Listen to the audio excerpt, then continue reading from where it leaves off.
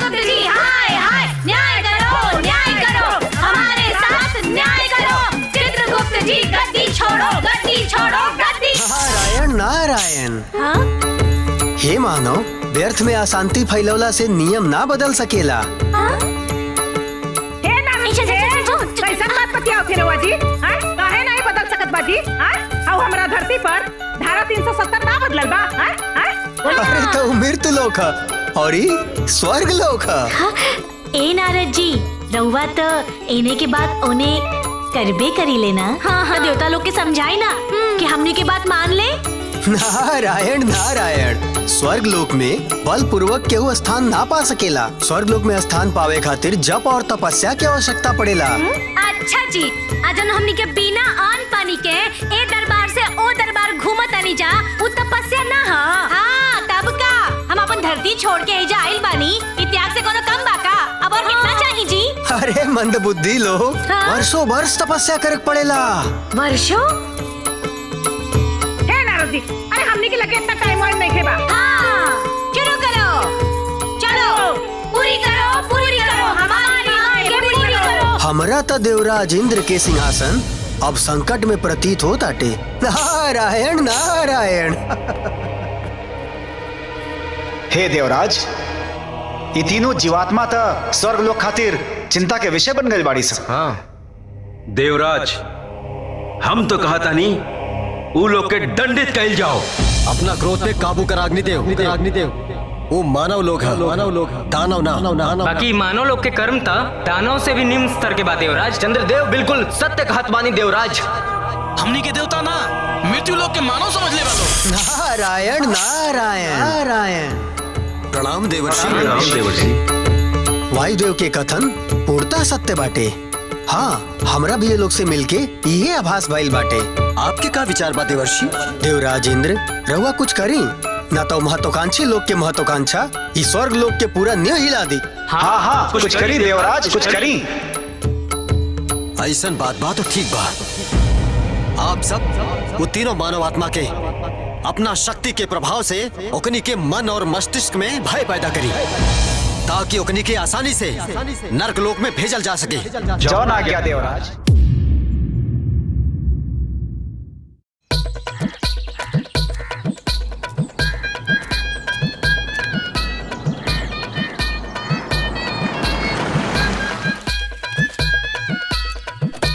प्रणाम बाबूजी। खुश रहा। अरवो के प्रणाम।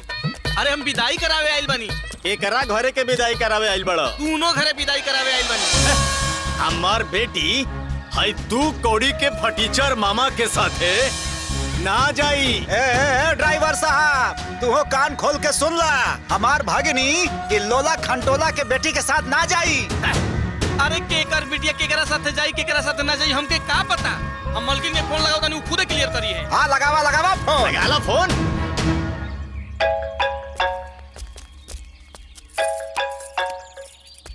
हेलो, का हो पटफोरन? अरे मालकिन, हम यहाँ चीन पाकिस्तान के तना तनी में एकदम फंस चुकल बनी। अरे ये दोनों पार्टी एक साथ भेजे के तैयार है ना। हम रउआ पहले क्लियर करी केकर बेटी केकरा साथे जाई या केकरा साथे ना जाई। हाँ, तब कहता उन लोगन से हैं कि बंटवारा उनकरे घरे में भयल बा, अरे हमरे घरे में नहीं भयल बा।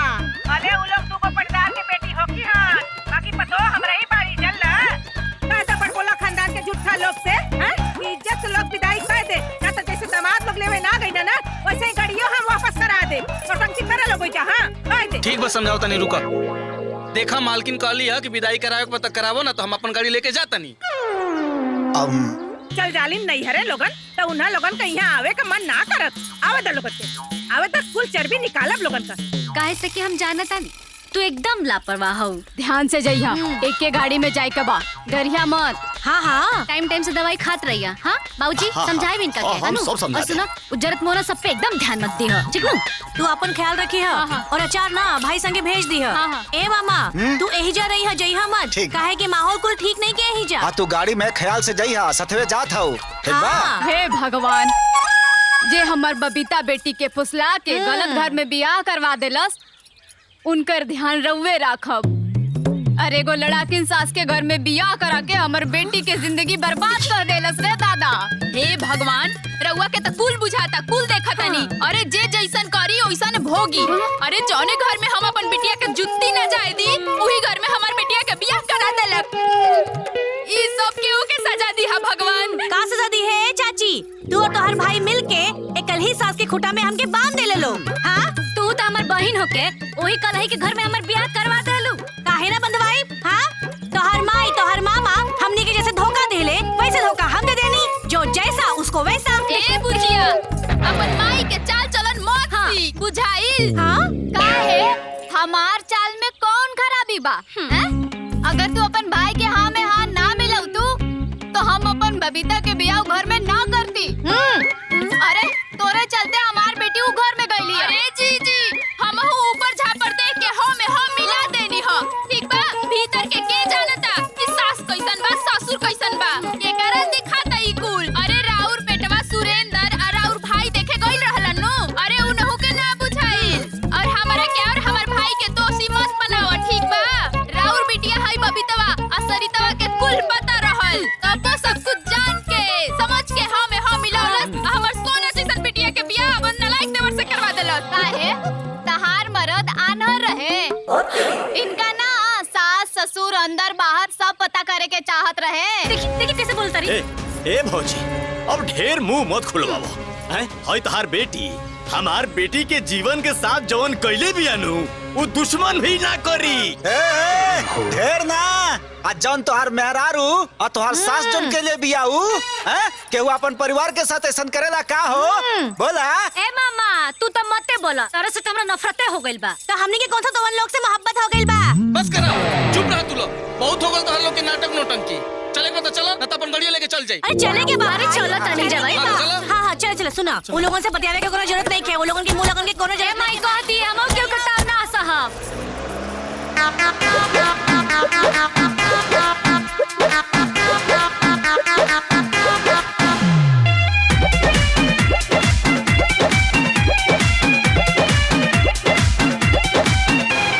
छोड़ बना ही तो हरा के रे तू समनवा चढ़ल उतार दे हम सब तोर मनवा।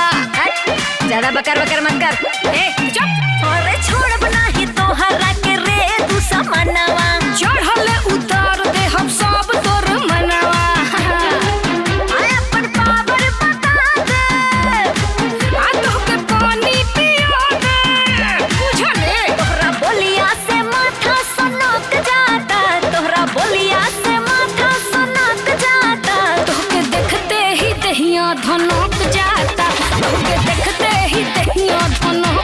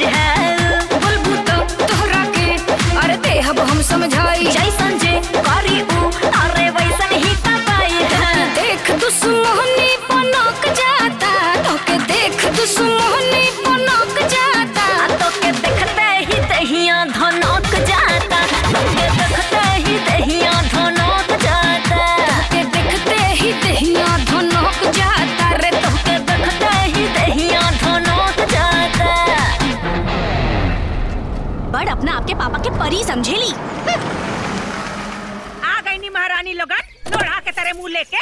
अब रोज रोज यानी के थोबड़ा हमके देख चिल्ला ले के इंदिरा हासन के परी समझेली। अरे समझे नी ना, पापा के परी हम रहे दी। जब हम अपन नैहर से ससुरा के द्वार पे अकेले आ सकतानी तो अपन कमरा में भी चल जाए। हमके राउर और राउर घर के कोनो ऐसा आना चाहिए। अरे जहाँ हमार जुत्ती आवे रहे ना वहाँ हम बहू बोल के आ गई। सटी मत हटे हमरा लगे से। अरे हम शान से जियल बानी, शान से जिए। बाबूजी बड़ी आइलू गोड़ छुए बदे हैं तो लोगन से गोड़ छुआ के ना हमनी के स्वर्ग का सीढ़ी ना मिल जाई। महारानी कैसे आइलू हो? आवा के तना रानी बात बड़ी नाटक में ले तू लोगन। आ तू हो हंसा तो तू बड़का खानदान से आलू बड़की बिटिया अखिया फोड़ी दे कबूतर। हैं जा करे कुल पड़ता रखा जा मजा। बड़ी आइली लोगन ने जैसा दिखाओ बदे। हैं आ तू कहां से फिरे? हैं आइलू बुढ़िया कहीं की। अरे भाग तू आकर। अरे चुप हो जा। गोड़ लगे खातिर तरसत ना है की क्या हो? अरे जा नहीं तो बड़ा आलू गोड़ लगा देखला है निका हमसे गुड़िया कहते हो इनका घमंड देखा। होगा तार वाली हैं? मिल गई करे जाके ठंडक। अच्छा हो तोहनो लोगन के बोली आओ लगल का हो? हां बड़ा मेहरी वाला हो गईला लोगन हो दादा।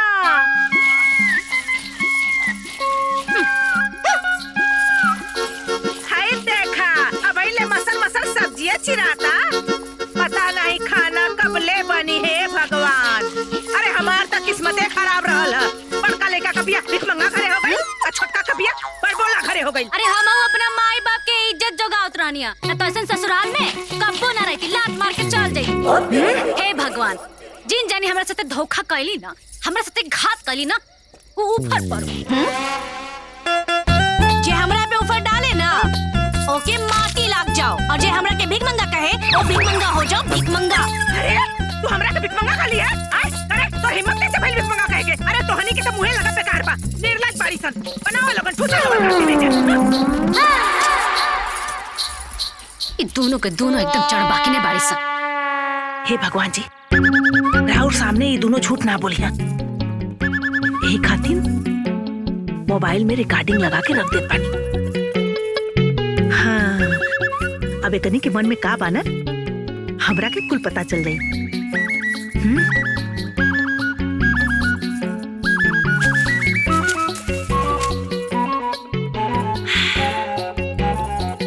हे भगवान रहुआ तो कुल जनते बानी यानी कि हमार चुप जियाद रे बाड़ी।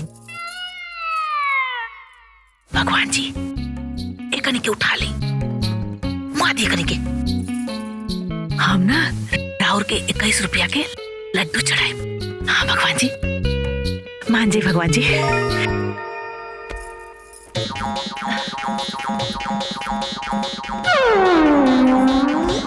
ए दादा हाँ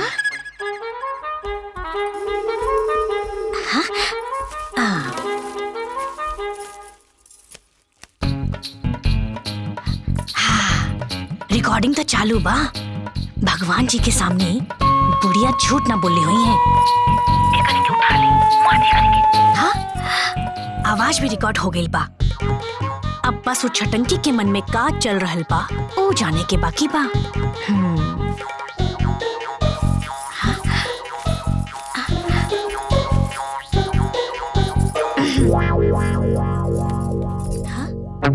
देखी भगवान जी वो बुढ़िया हमरा खातिर बेल पत्र नहीं खे रखले। वो दोनों जने ना हमार दुश्मन बाड़ी सन। भगवान जी वो दोनों के उठा ली। हाँ हम ना 31 रुपया के लड्डू चढ़ाए। उठा ली। हाँ हाँ हरे राम हरे कृष्णा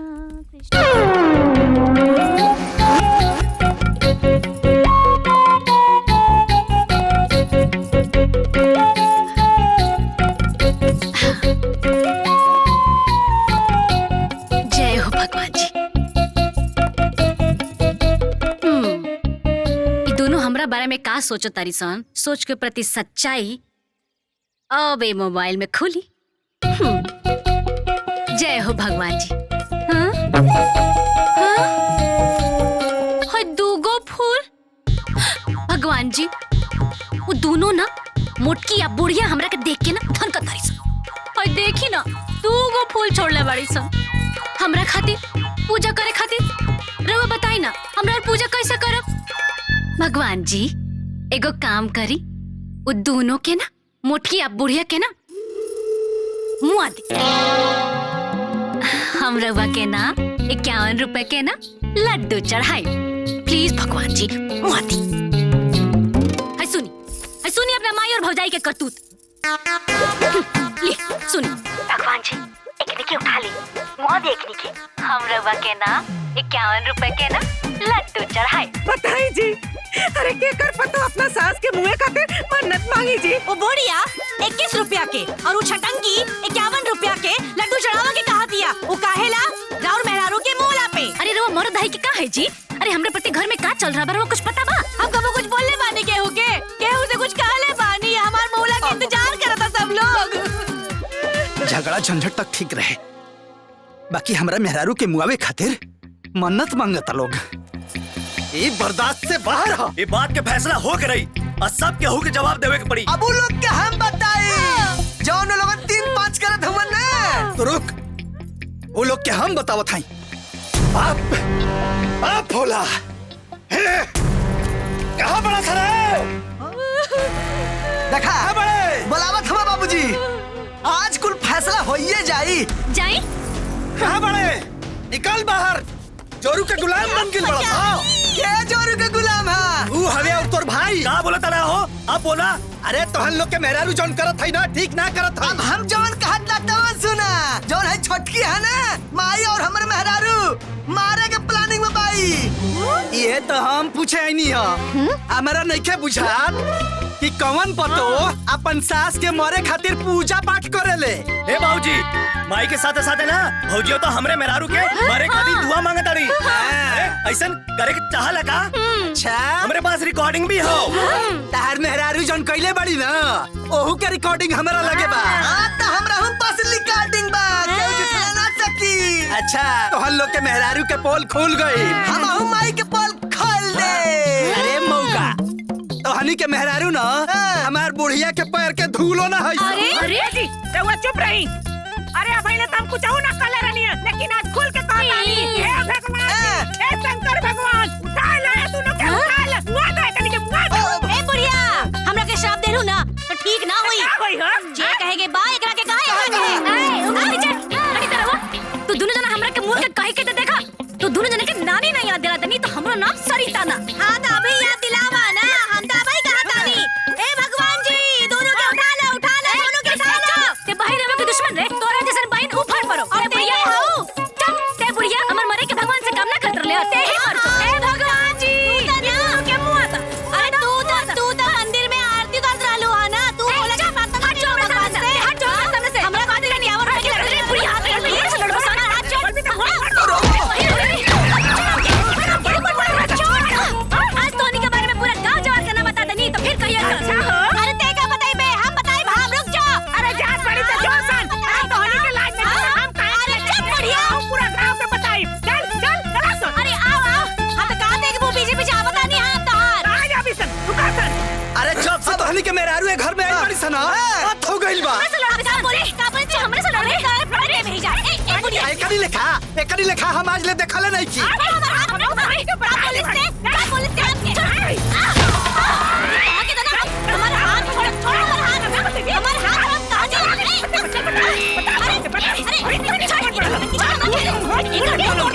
आज तो सब फैसला हुई है कि रही।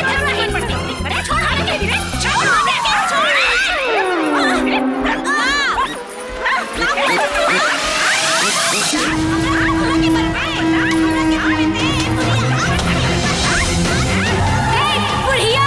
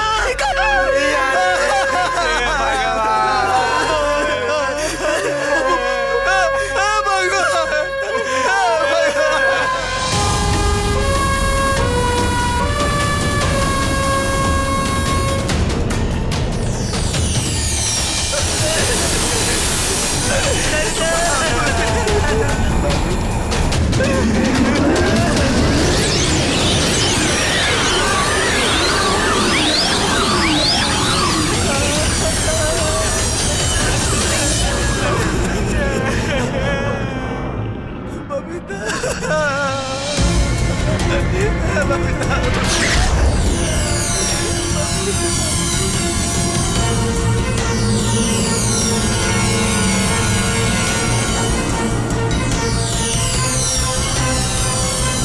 तीनों आत्मा के कहाँ ले जाए के बा? चित्रगुप्त जी के आदेशानुसार स्वर्गलोक में। वाह, अवश्य ही तीनों पुण्यात्मा हवन। अमनियों के कितना सौभाग्यशाली बानी सन कि पुण्य आत्मा ईसन प्राण के ले जाए के सौभाग्य मिलल बा। अब देखा स्वर्ग में ई लोगन के पुण्य बल कितना प्रबल रहा था।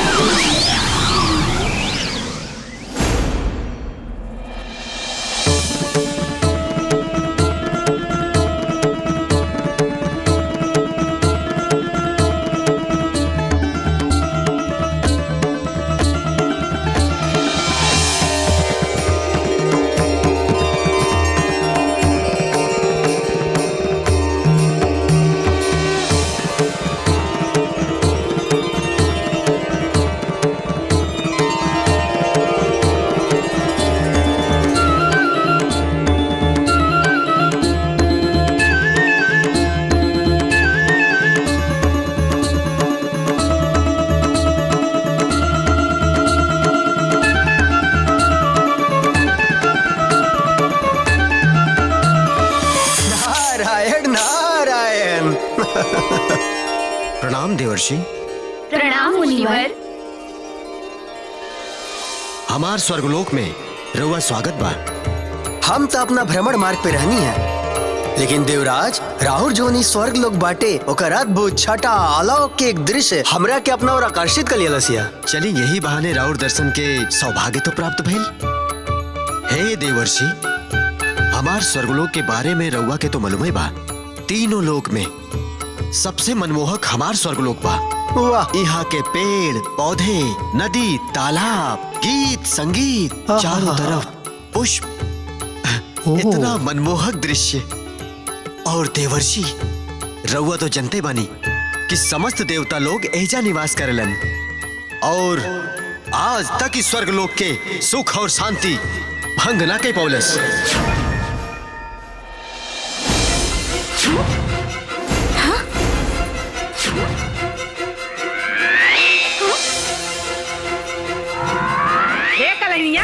करे तोनी के हमरे घर में कौन सुख ना मिलल रे? आय बताओ सन। आय ए बुढ़िया, कौन सुख के बात करता रे? हाँ, 24 घंटा काच काच काच काच। हाँ, ना बोले के सुख ना सुने के सुख। करे कलहिनिया, आय तोहनी बोलला कर भी सब त ना बोलत तोहनी के। अरे तोहनी के बात सुन सुन के हमार कपाट बाकी बरे। हां बड़की बड़ी। बाप रे बाप, बोलऊ में पान हाय हाउ हाय हाउ। ऐसा लगता है कि मोर के कूट दी। ए दुष्ट आत्मा, का है सब? तू लोग यहाँ कैसे आ गई लो? हमनी के यहाँ कैसे? यहाँ कैसे? ई कौन जगह है? स्वर्गलोक। हाँ? स्वर्गलोक? स्वर्गलोक? हाँ, माने हमने के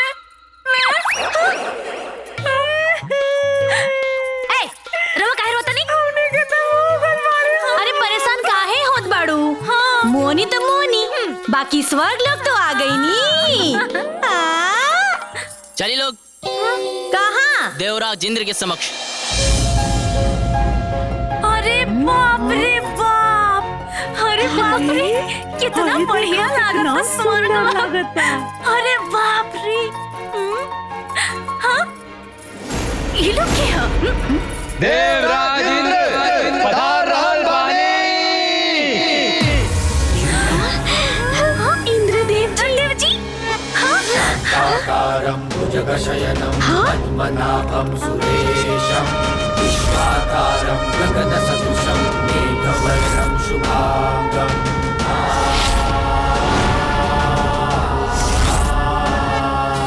शाकाकारं भुजगशयनं पद्मनाभं सुरेशं विश्वाकारं गगनसदृशं मेघवर्णं शुभांगं। अरे बाप रे बाप, इंद्र भगवान जी। पहले तो हम खाली पूजे पाठ में सुन ले रहनी हम, आज तो साक्षात दर्शन हो गई। अरे बाप रे बाप, कतना गोर बानी, कतना सोना पहिर ले बानी। माई रे माई, प्रणाम इंद्रदेव। अरे बाप रे बाप, खाली है ऊपर से नीचे तक सोने होता था। अरे बाप रे बाप, इंद्रदेव जी, इंद्रदेव जी, इंद्रदेव जी, प्रणाम इंद्रदेव जी।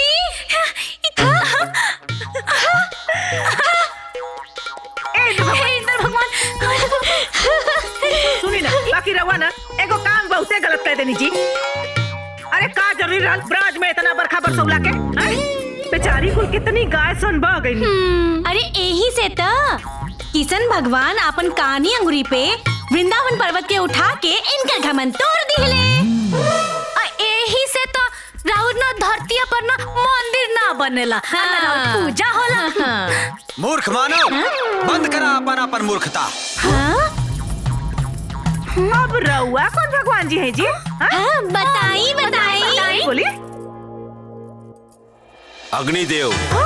अग्निदेव, अग्निदेव, गोड़ लगा जी, गोड़ लगा तनी, गोड़ लगा तनी अग्निदेव, गोड़ लगे तनी। अरे अग्निदेव, रउआ इतना खिसियात काहे बनी जी? अच्छा रउआ बताई, काहे में इंद्र भगवान की गलती बा कि ना बा? बोली। अब काहे चपका गए नी जी? बोली बोली। हाँ के हाउ तू लोग? अरे रउआ कौन भगवान जी है जी? बताई बताई। हाँ बोली बोली। वरुण देव। अरे बढ़िया वाला भगवान जी, गोड़ लगा। गोड़ लगा तनी, गोड़ लगा तनी। जानता नहीं वरुण देव, हाई दोनों कमीनी सन ना हमारे पतो हैं। हाँ आई बुढ़िया हमनी के साथ है। मृत्यु लोक में सास और बहू के रिश्ता ऐसने होखे लगा। अरे इंद्र देव, अरे नीमन रिश्ता खातिर औलाद पतो होता होके के चाहिए। तो होए के चाहिए। अरे हाय देखा हो, अरे कितनी सुंदर बाड़ी जाओ। अरे रंभा जी, उर्वशी जी, मेनका जी, अरे बहुत सुंदर बाड़ू लोग हो। देखा अरे कितनी सुंदर बाड़ी लोगन है। खाली लिपस्टिक पोत लेला से क्यों सुंदर ना हो जाला।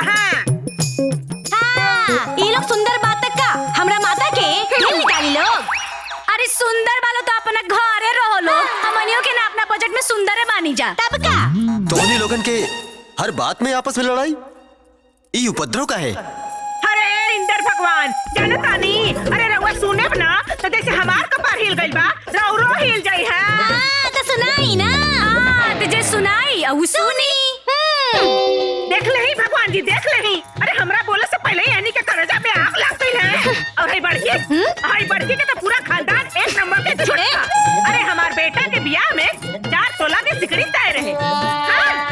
जानता नहीं इंद्र भगवान, ये हवा होता है कुछ पलट के जाए ना। ए भगवान, ई बुढ़िया तो झूठ बोले के कारखाना हो गई बाड़ी, सिकड़ी तय ना रहे। अच्छा तते इंद्र भगवान का चिड़िया खा के तो रहते रहे हो चिड़िया। खाली इंद्र भगवान के ना, पूरा देवता लोग के चिड़िया खा के कहा तानी कि सिकड़ी तय ना रहे। ए बुढ़िया, ना तो हमार माँ इतना कुछ देले बाड़ी, एक सिकड़ी ना देती। बता इंद्र भगवान जी, अरे कमीनी के मामा हमार बियाह बुढ़े के घर में करा के हमार जिंदगी बर्बाद कर देला। ए इंद्र भगवान, ये हमार बहन होके हमरा मामा के बदला हमरा से लेहलस ई बुढ़िया के घर में बियाह करा के। ना तो हम ए बुढ़िया के घर में कब बियाह करके ना आईती, हमर जूती आई। जूती आई तो वह जूतियां उठा के ना तो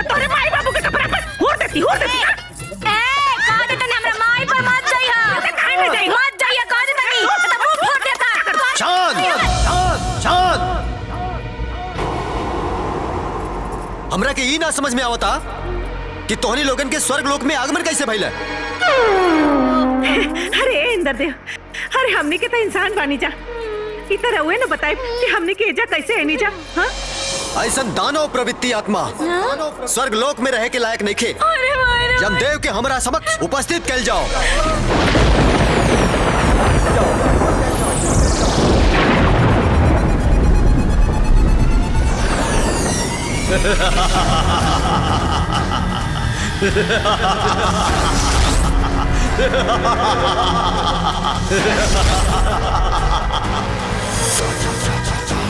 चित्रगुप्त जी लिखे, रमेश नाम के एगो व्यक्ति रहे, वो बहुत उदंड रहे। ओकर उदंडता से ओकर पिताजी ओकरा से बहुत ज्यादा परेशान रहा। ओकर पिताजी माई ना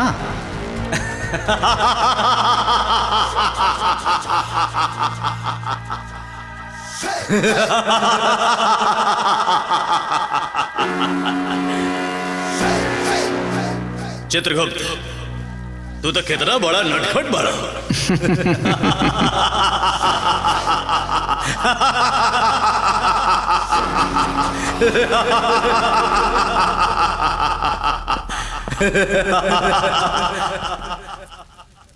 यमदेव के जय हो।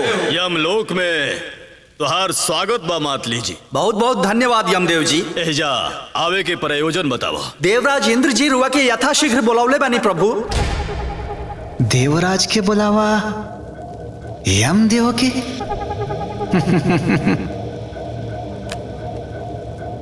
सुन के चित्त प्रसन्न हो गए। अब प्रस्थान में विलंब का है? अब प्रस्थान में कोनो विलंब ना हो चित्रगुप्त। अब हमने अभी के अभी प्रस्थान करा। जवन आज्ञा यमदेव जी। इंद्रदेव के द्वारा राहुरी निमंत्रण के बारे में सोच के हमारा मन में बहुत कौतूहल होता। ये कौतूहल के कारण लगाता कि इंद्रासन में रउओ आसन लागी।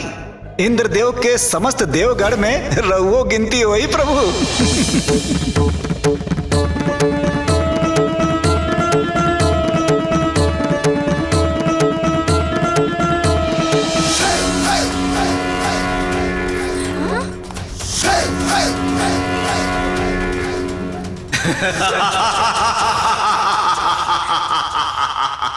यम है हम।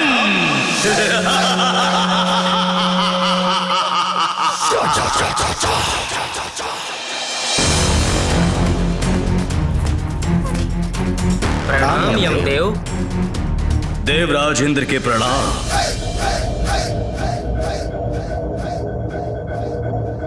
आसन ग्रहण करिए यमदेव।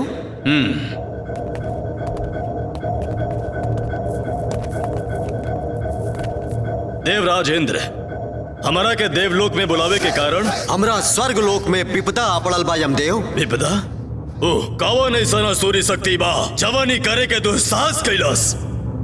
ये तीनों मानव आत्मा यमदेव। और हमरा ये नहीं समझ में आवत कि तीनों मानव आत्मा के स्वर्ग लोक में प्रवेश कैसे भइल। ई जरूर कोई पुण्यात्मा लोग हुई देवराज। ई पुण्यात्मा हुई है चित्रगुप्त जी। जब से ये लोग स्वर्ग लोक में प्रवेश कैले बा, तब से पूरा स्वर्ग लोक में उथल पुथल मच गइल बा। चारों तरफ अशांति फैल गइल बा। ना यमराज जी, एमे हमार कौनो दोस्त नहीं के। हाँ, हम सच कहता नहीं। एमे कोई दोस्त ना? हाय दोनों कलहीन के बा। हाँ, ये नहीं के बा। ए झूठी, एक नंबर के झूठी। ना यमराज जी, ये बुढ़िया एक नंबर के झूठ बोलता रही। हमार कोनो दोस्त नहीं के। सारा दोस्त ना इन आगे लोग के बा। ना यमराज जी, हम अपना माई के किरिया खा के कहता नहीं। हमार कोनो दोस्त नहीं के। सारा दोस्त ये दोनों पगलटवा सन के बा। का कलिया था? ते हमरा के पगलटवा कलिया? तो खानदान पगलटवा। हाँ। अच्छा, तू हमरा के काला ही कहबू, पगलेट कहबू, तो हम तोरा के छोड़ दे। हम ना कहब, हमहू कहब। हाँ, तो लड़ाकी लोग के सुगा गाय ना नु कहाई। अरे बाप रे बाप, चालानी हंसे सुपावा के जेकरा में खुदे 32 गो छेद बा। पूरा इंद्रासन देखता के चलनी है और के सूप है। के चलनी हुए? पानी। अरे चलनी कविता।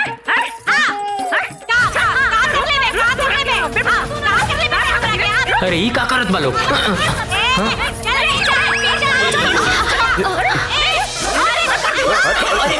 ये सब का हो रहल बा? अरे रुका लोग के। अरे अरे अरे ई का हो रहल बा? अरे अरे अरे अरे का हो रहल बा? सुनी। नारायण नारायण देवराज, आपके स्वर्ग लोक में तो अत्यधिक शांति बाटे। ओह,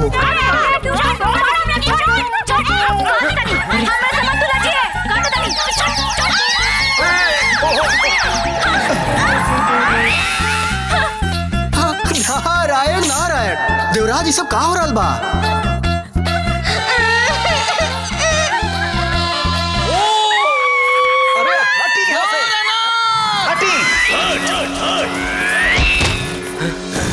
दुष्ट मानव, तोहनी लोगन के स्थान स्वर्ग लोक में नहीं क्या हो सका। चित्रगुप्त जी प्रभु। ये दुष्ट आत्मा लोग के कर्म फल के हिसाब से नरक लोक में मिले वाला यातना के बारे में बताई। क्षमा करें प्रभु, हम अभी संशय दूर कर देता नहीं।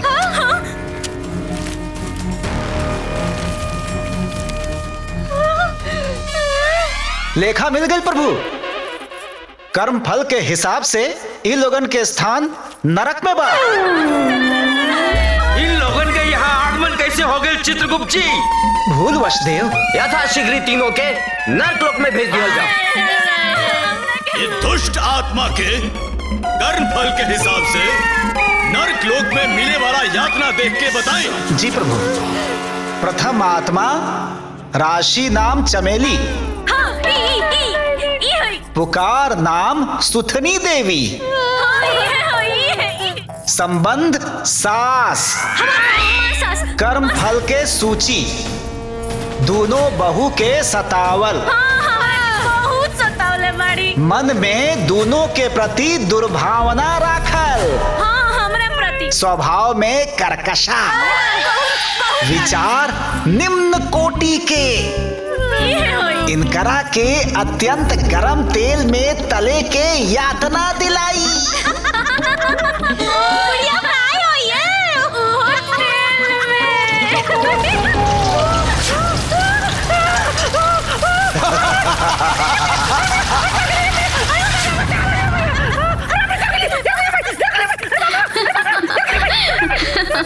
भगवान जी, ये सब झूठ हुआ।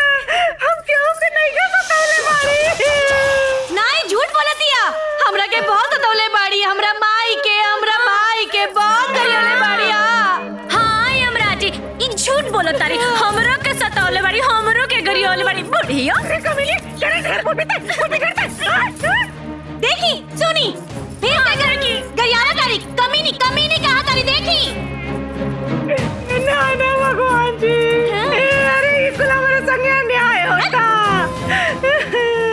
वो जो हमारे धरती पर जहाँ साहब पड़े ना, वो बिना सबूत के सजा ना करेला। तो ये चित्रगुप्त जी, रउआ जो साहब बन के सजा सुनाओ तानी ना, रउआ लगे का सबूत बा कि हमें यानी के सतावले बाड़ी? हमनी के यहाँ से मृत्यु लोक के हर जीव के हर कर्म पे नजर रखिला सा। नजर रखिला? कैमरा लगौले बाड़ी का? ई का होता?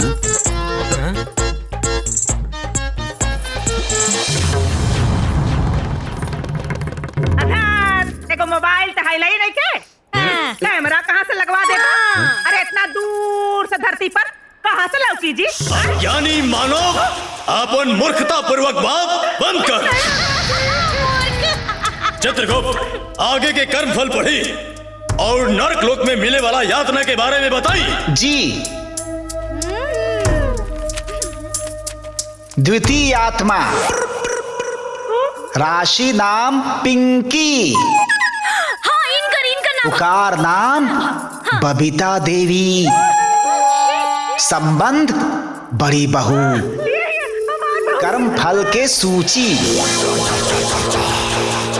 सास छोटी बहन के सतावल, दोनों के प्रति दुर्भावना राखल, विचार एकदम निम्न कोटि के, एकदम एकदम निम्न के। इनकरा के खौलत गरम पानी में यातना दिलाई। अंडा नियन खुद बुलाई बू।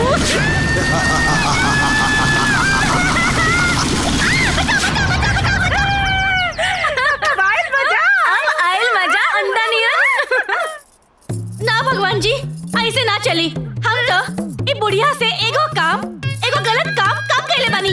ना बराबर के सजा काहे? हां ना भगवान जी, ये ना हमरे दाल में एकदम बेसी नमक डाला रही और ना हमरे सब्जी में बेसी मरचा डालने रही है।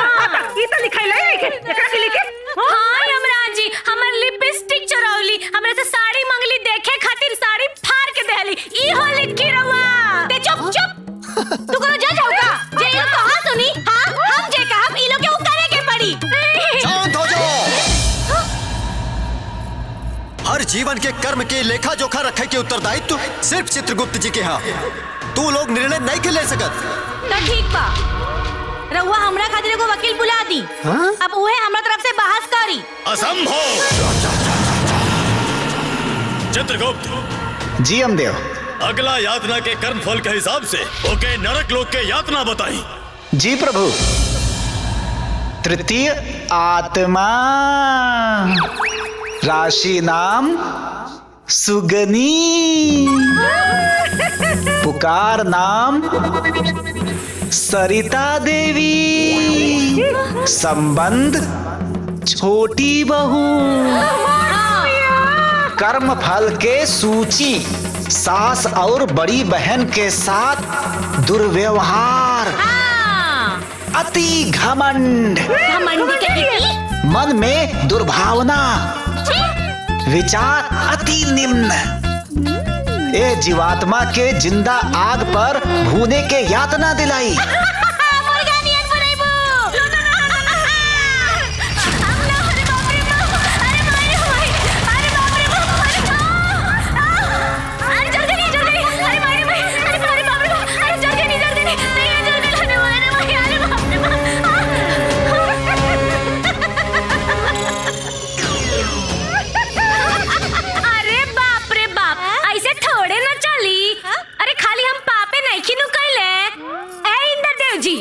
सुनिए हमर बात, हम पुण्य भी कैले बानी। 8वां में जब पढ़त रही ना तब बाहुला कैनी एक।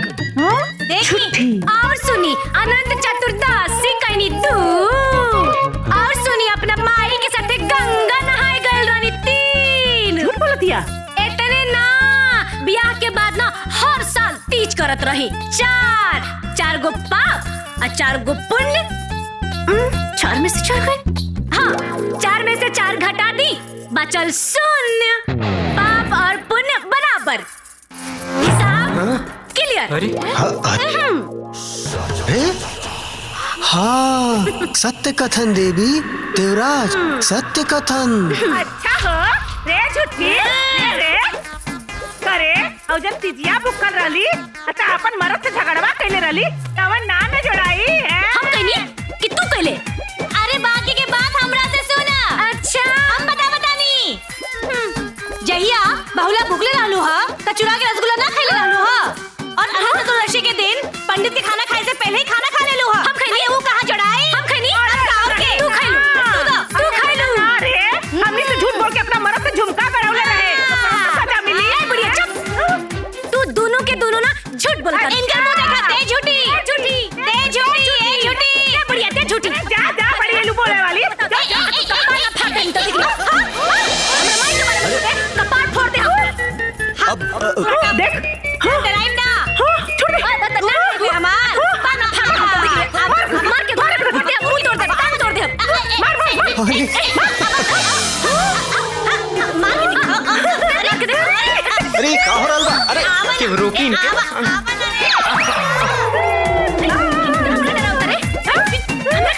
मुंह तोड़ दे भाग।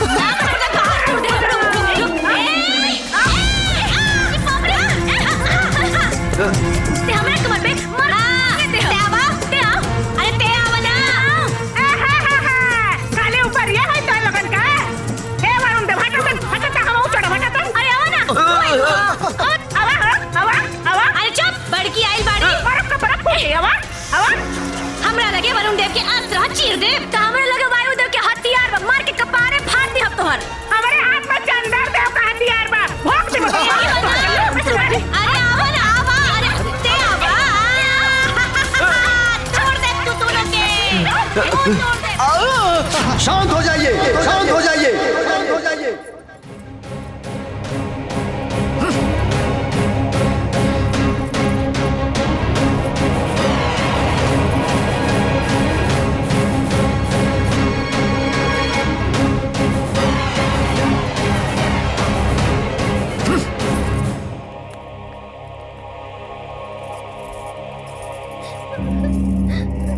तोहनी के कारण भइल है ई सब। तोहनी के कारण, तोहनी के कारण, तोहनी के कारण। बंदी बना लाई लोग के।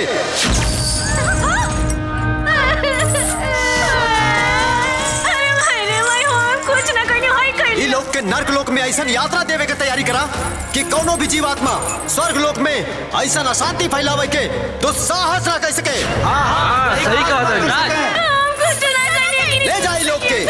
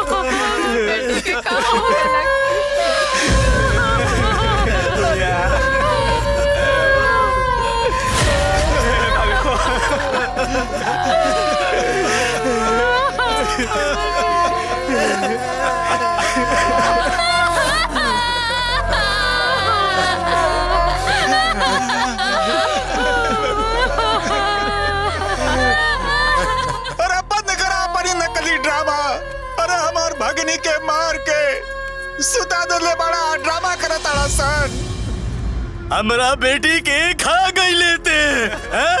ना छोड़ब, केहू के ना छोड़ब। हम पुलिस के बुला के ले आए, सबके जेल करा दे, सबके फांसी लगवा दे बाप। हाँ। दुआरी पर 3-3 ठो लाश पड़ल बा, तो हम लोग आपस में झगड़ा करके हंगामा करत हवा। हंगामा नहीं करत हम, रउआ लोग हमार बेटी के मुआ देनी। का हम यो ना करी, बाप के करेजा फाटा ताला। हम आखिरी सांस दे लड़ब, आखिरी सांस दे लड़ब, बाकी इंसाफ लेके रहब। अरे ये तीनों के मौत में परिवार के कोनो गलती नहीं खे। अरे छोड़ा। अरे कैसे नहीं के गलती?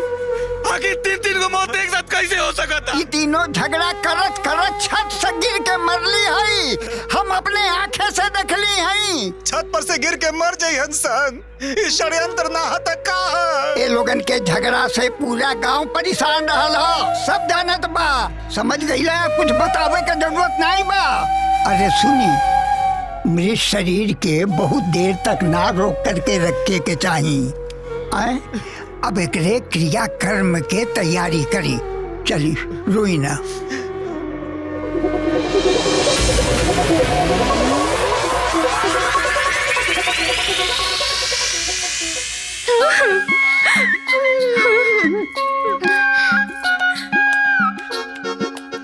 ए अम्मा, अम्मा, अम्मा जी, सुनत नहीं कि का? अम्मा जी कहीं रहलू लोगन, तोहा लोगन के फटीचर मुंह से ना अम्मा जी निक नहीं खेलागत। दुश्मनवा कहा लोग, दुश्मनवा। ए दुश्मनवा, बोल दुश्मनवा। देखा, ई ना हमनियों के आखिरी मिलन बा।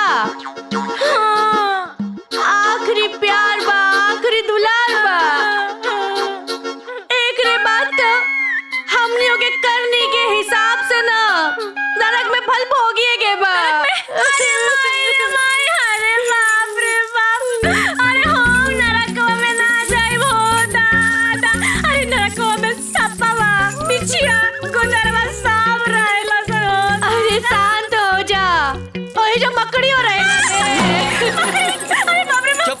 शांत रहो। शांत कैले रहला हो जब तक शांत करल करला। अरे हमनी के सास पतो का बोलल बतियाई कठिन कैले पड़ला नहीं त एक तो हाथ और गोड़ में बेड़ी डाल देने बाड़ा, मुंह पे ताला मार दो। ई कोनो बात है कि हमने के बोले नहीं के देता? हां देवराज इंद्र के आदेशानुसार स्वर्ग लोक में शांति कायम करे खातिर ये तीनों जीवात्मा के अलग अलग रखल जाओ। आज्ञा के पालन हो।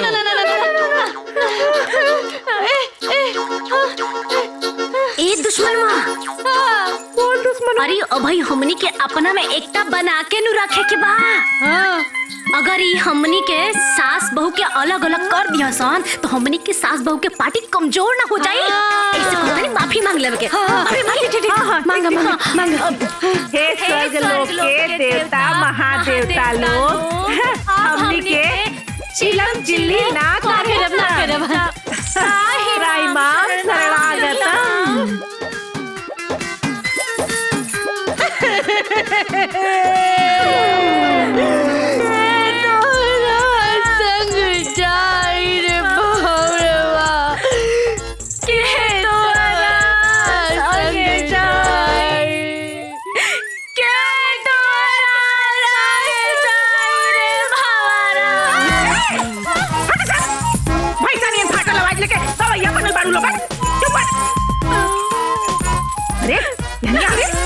अरे हरिया तू नहीं का? ये हम तीनों जने मिल के पड़ी इंद्र भगवान से माफी मांगे खातिर कहे चल के इंद्र भगवान के फुसलावल जाई। हां ए सिपाही जी, हमने के ना इंद्र भगवान से मिले के बा। वो अभी क्या अभई? अभई ठीक बा।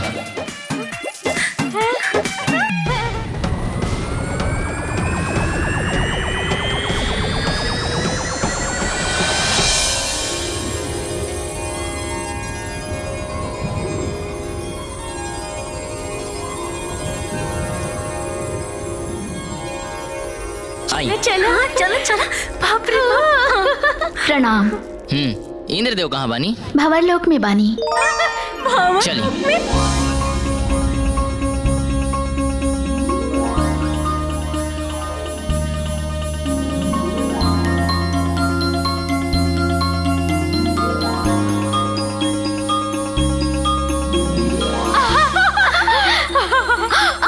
प्रभु वो देखी।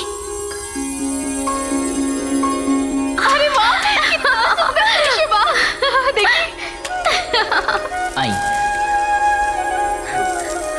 देवराज इंद्र की जय हो। इंद्रदेव की जय हो। यहाँ पे ई लोगन के आवे के का उद्देश्य बा मातली? प्रभु ई लोग और दर्शनाभिलाषी है। तुम्ही हो माता पिता, तुम्ही हो बंधु सखा, तुम्ही हो नैया, तुम्ही खेवैया, हम है याचक दाता, तुम्ही हो। का बात बा मानव? हे इंद्रदेव, हमरा धरती पर ना जेकरा के भी मौत के सजा सुनावल जाला ओकरा से ओकर आखिरी इच्छा जरूर पूछल जाला। हाँ, रउआ तो महान है, भगवान है, रउआ तो दयालु है, कृपालु है। तो का इंद्रदेव हमनी से हमनी का आखिरी इच्छा ना पूछब का रउआ? नाना देवराज, ये लोग बहुत दुष्ट प्राणी लोग बा। ये लोग के मन में धूर्तता है।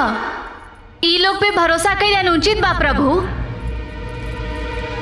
अरे रंभा बिटिया, अरे तू तो हमारे बिटिया जैसन हो ना, तो का तोहरा के अपने माई पर भरोसा नहीं खे? ए मेनका, तू तो हमार बहन जैसन हो। वो कहा ना कि हमार फुआ की बिटिया के नाम ना मेनका है, तो हम उनका के मेनका बहन कहत रहनी है। बड़ बहन की लाज रख लो, मेनका बहन। उर्वशी सखी, धरती पर हमरो सखी के नाम ना उर्वशी है, आ तोहरो नाम उर्वशी बा, तो तू आ हम सखी बहनी सन। काका, इतना बड़ा स्वर्ग में हमनी के आखिरी इच्छा ना पूछल जाई भगवान? हाँ प्रभु, ई लोग के मनोकामना पूर्ण करी। नारायण नारायण। प्रणाम देवर्षि। प्रणाम मुनि ऋषि। देवराज आज पहली बार जीवात्मा परमात्मा से याचना कर रहल बा। रउआ अपने उदारता के परिचय दे। तोहनी लोगन की आखिरी इच्छा का बा मानव? बोल प्रभु, हमने के आखिर तो नर्क में जाही के बा। तो एक बार, बस एक बार ना इस स्वर्ग के ना सुख दे दी। हाँ प्रभु, स्वर्ग के सुख दे दी ना। ये तीनों जीवात्मा के नर्क गमन से पहले ये बंधन से मुक्त करके स्वर्ग के सुख देवल जाओ। जो आ गया देवराज। नारायण नारायण।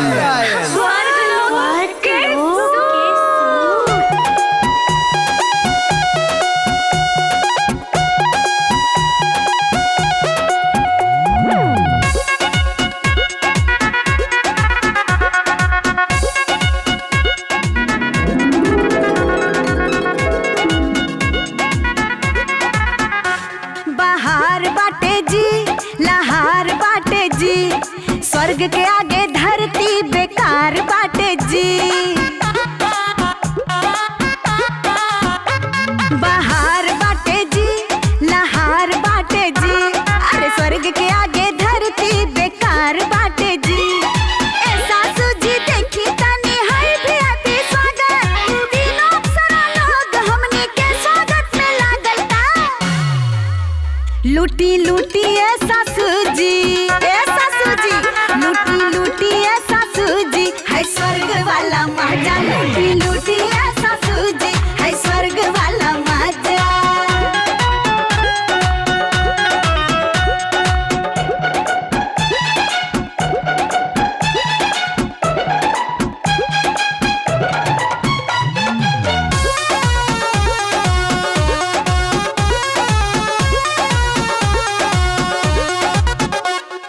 रहे सहे खाए पिए के कोनो चिंता नहीं खे। मजा कहाँ मिलेला नैहर और ससुरा में ऐसे सिस्टम। स्वर्ग वाला जी सब ठीक लागता। आदर भाव देख के बड़ा नीक लागता। स्वर्ग में अब ता रहे के लगाई तनी आदत। तीनों अप्सरा लोग हमने के स्वागत में लागल ता। लूटी लूटी ऐसा सूझी लूटी लूटी ऐसा सूझी है स्वर्ग वाला मजा। लूटी लूटी ऐसा सूझी है स्वर्ग वाला मजा।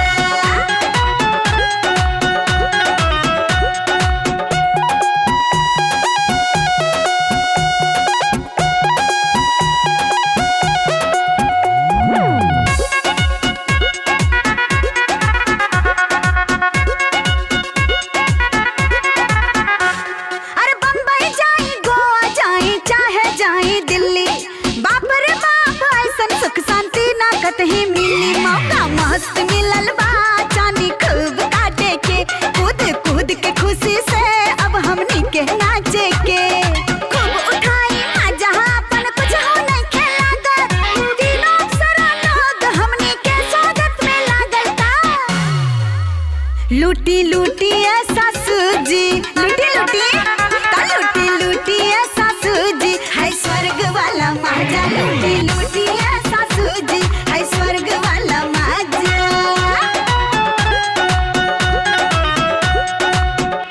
उफ, बाहर है भाई। मोरी मैया रे।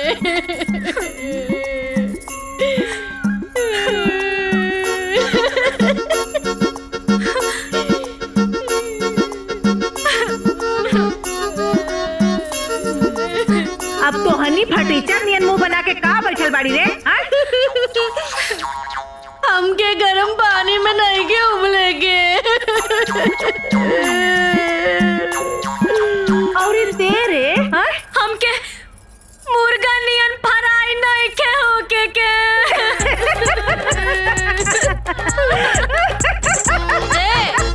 पगला गइल बाड़ी का?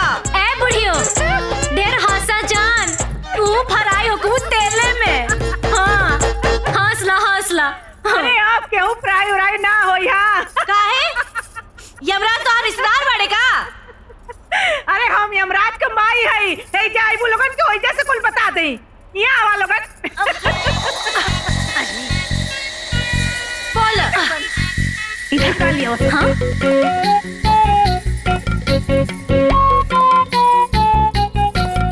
है ना?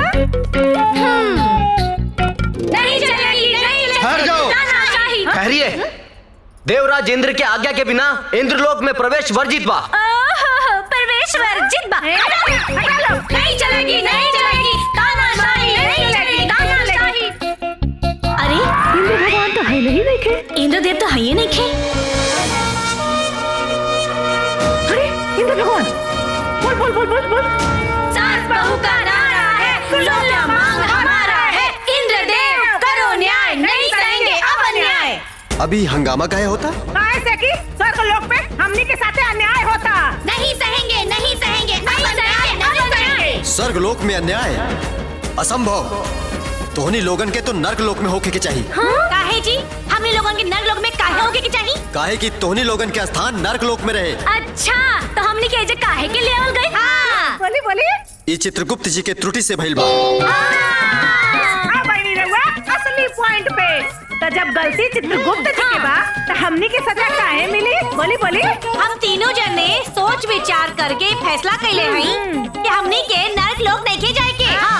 नहीं सहेंगे, नहीं सहेंगे। अब अन्याय नहीं सहेंगे। जिसकी गलती उसे सजा दो। चित्रगुप्त को जेल भिजवा दो। हम जीवों को नहीं सताओ। चित्रगुप्त को शीघ्र हटाओ।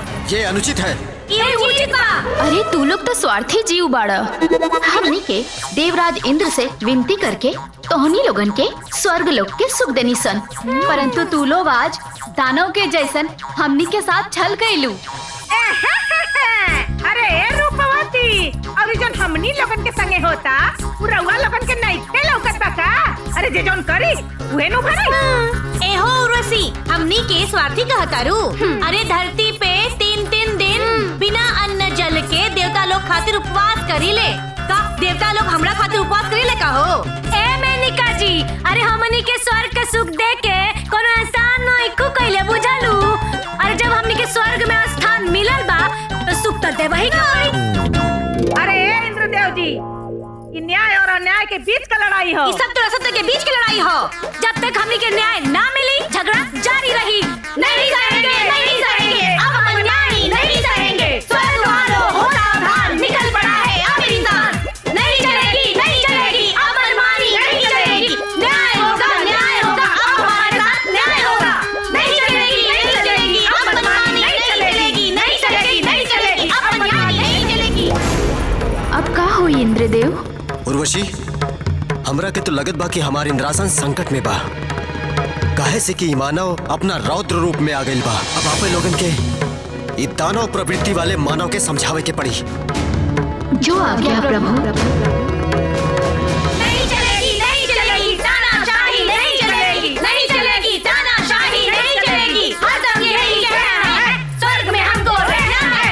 यही बना के आएंगे, स्वर्ग से हम न जाएंगे।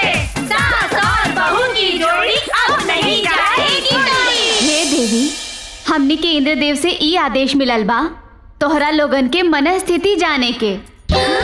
अपन परिस्थिति स्पष्ट कर लोग। तोहनी लोगन के का मांग बा? मेनका जी, मन स्थिति ना एकदम खुला किताब बा। मांग एकदम क्लियर बा। का दुश्मनवा? हाँ दुश्मनवा। ए मेनिका जी, हमनी के बहुत कुछ ना चाहिए। हमनी के सास पतो आ देवरानी जेठानी के ना इस स्वर्ग के कोनो कोना में ना एक छोटा सा घर चाहिए। और साथ ही ना राशन पानी बर्तन बनाए खाए खातिर। और यदि ये सब ना मिलल तो तब पूरी करो हमारी मांगे पूरी करो। अंतिम दम तक होगी लड़ाई, स्वर्ग में अब होगी लड़ाई। अरे तू लोग कितना रंग बदला ताड़ू हो? हमनी के धरती पे एक ही प्राणी गिरगिट बनौनी सन, और तू लोग गिरगिट से भी 4 कदम आगे निकल गई हो। और काल तक तो सास बहू में शत्रुता रहे और आज मित्रता हो गई। अब तू हमनी के साथ पतों में बोले वाली हो केलू के हो? कनका सा तोहन लोगन का तारीफ का कर देली। चल गइलू कपारे पर नाचे लगलू लोग। अरे तोहन लोगन तो हमरे पतोइया के गोड़वा का धोनो नहीं से बाड़ू हो। देखा त चटक लिपस्टिक लगा के गोल गोल लक लक लक लक चमकत बाड़ी सन हो। अरे तोहन लोगन के गद्दिया पर ना हमरे पतोइयन के बैठे के चाहिए। लाखों में एक बाड़ी हमार बहुरानी लोगन बड़ी ऐली नाते ए दुष्ट प्राणी, सोनी के स्वर्ग लोक के अप्सरा के अपमान कैले बाड़ू सन, एकर दंड अवश्य मिली। अरे क्या बड़ी दंड देवे वाली भाई बाड़ू, तमासन पूरी करो हमारी मांगे, पूरी करो हमारी मांगे करो। शांत देवियों शांत, अपना क्रोध पे काबू रखा लोग।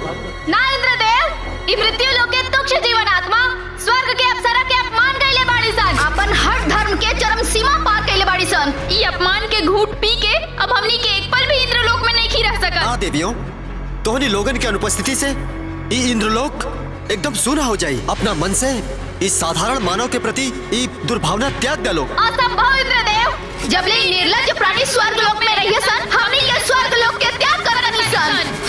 डैडी हमारी बात सुनी, इंद्रलोक में बहुत बड़ा संकट आइल बा, ठहर जाए लोग। पहले तो स्वर्ग लोक पर केवल दानों से भय रहा, अब तो मानव से भी भय हो गइल बा।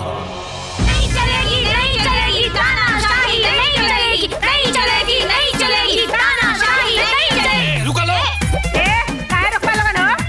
ये हम लोग हैं, हम लोग। हाँ, तो हम का कहने की हमार नहीं हर है।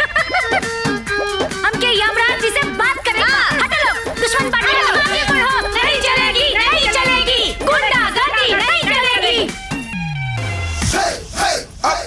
नहीं चलेगी, अपरमानी नहीं चलेगी, गुंडा गर्दी नहीं चलेगी। ये जुर्म है, ये अत्याचार है, ये कैसी सरकार है? अरे मूर्ख मानव लोग, इतना भी नहीं खिजानत कि यमलोक में मानव के प्रवेश वर्जित बा।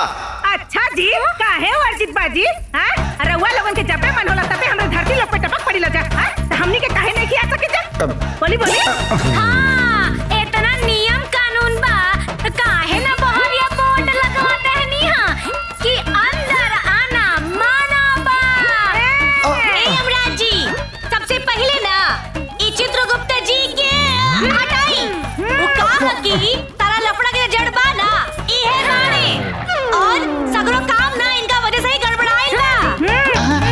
चित्रगुप्त जी, गद्दी छोड़ो। चित्रगुप्त जी, इस्तीफा दो। चित्रगुप्त को रिटायर करो।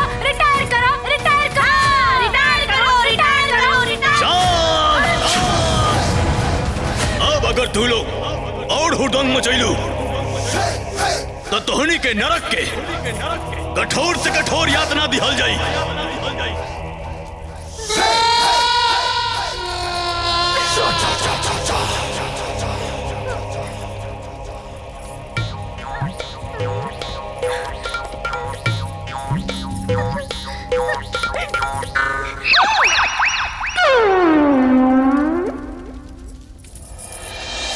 हमनी के साथ पतों की यातना ना मिली। यातना ना ये चित्रगुप्त में मिलना चाहिए। हाँ, का यमराज जी? हाँ, गांधी जी के बारे में तो सुन ले है ना, जैसे ऊ अंग्रेज लोग के लाइन पे लाके रख दिले, वैसे हमनी सास पतोह देवरानी जेठानी मिलके देवता लोग के लाइन पे लाके रख दे। और सुनी, अगर एहू से बात ना बनी ना, तो अन्याय के खिलाफ हमनी के चक्का जाम करब सान, धरना प्रदर्शन करब सान। दुश्मनों, आगे बढ़ो। नहीं चलेगी तानाशाही, नहीं चलेगी तानाशाही, नहीं चलेगी तानाशाही, नहीं चलेगी। अब मनमानी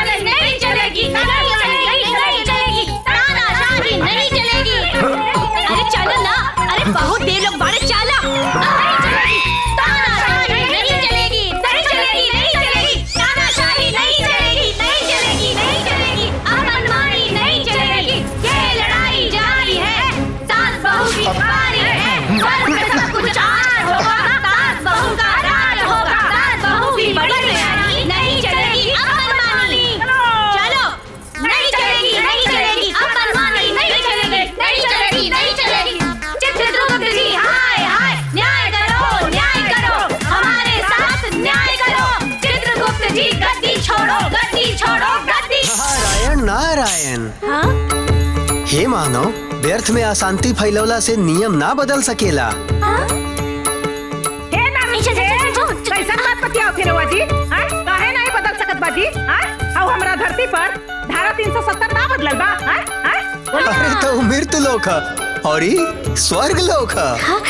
ए नारद जी, रहुआ तो एने के बाद ओने करबे करी लेना। हाँ, देवता लोग के समझाई ना कि हमने की बात मान ले। नारायण नारायण, स्वर्ग लोक में बल पूर्वक केहू स्थान ना पा सकेला। स्वर्ग लोक में स्थान पावे खातिर जप और तपस्या की आवश्यकता पड़ेला। अच्छा जी, अजन हमनी के बिना अन्न पानी के ए दरबार से ओ दरबार घूमत आनी जा, उ तपस्या ना ह।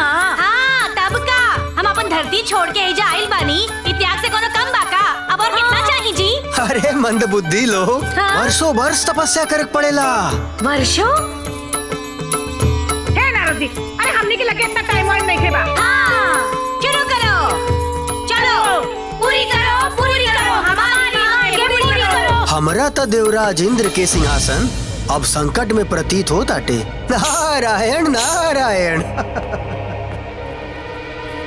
हे देवराज, ये तीनों जीवात्मा तो स्वर्ग लोक खातिर चिंता के विषय बन गए बाड़ी सब। हाँ देवराज, हम तो कहता नहीं उ लोग के दंडित कैल जाओ। अपना क्रोध पे काबू कर अग्निदेव। वो मानव लोग है, दानव ना। बाकी मानव लोग के कर्म था दानव से भी निम्न स्तर के बात देवराज। चंद्रदेव बिल्कुल सत्य कहत बानी देवराज। हमनी के देवता ना, मृत्यु लोग के मानव समझ ले वालो। नारायण नारायण नारायण। प्रणाम देवर्षि। वायुदेव के कथन पूर्णतः सत्य बाटे। हाँ, हमरा भी ये लोग से मिलके ये आभास भइल बाटे। आपके का विचार बा देवर्षि? देवराज इंद्र, रहुआ कुछ करी ना तो महत्वाकांक्षी लोग के महत्वाकांक्षा इस स्वर्ग लोग के पूरा न्यों हिला दी। हाँ, कुछ करी देवराज, कुछ करी। ऐसन बात तो ठीक बा। आप सब वो तीनों मानव आत्मा के अपना शक्ति के प्रभाव से ओकनी के मन और मस्तिष्क में भय पैदा करी, ताकि ओकनी के आसानी से नरक लोक में भेजल जा सके। जौन आज्ञा देवराज।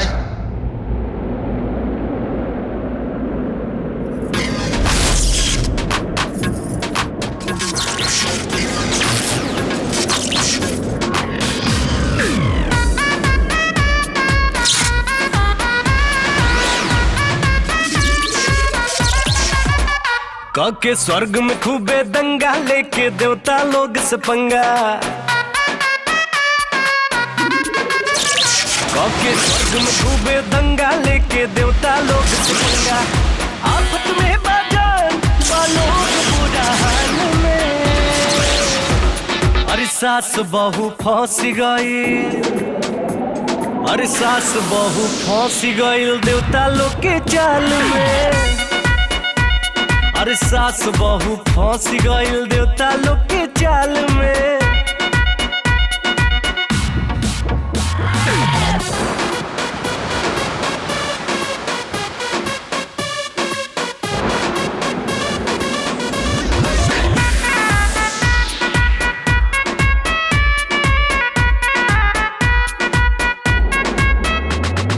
फेल बाटे आज सब न बाटे तैयारी। सास बहू के ऊपर आज देवता लोग बा भारी। स्वर्ग लोग पड़ गइल लफड़ा में।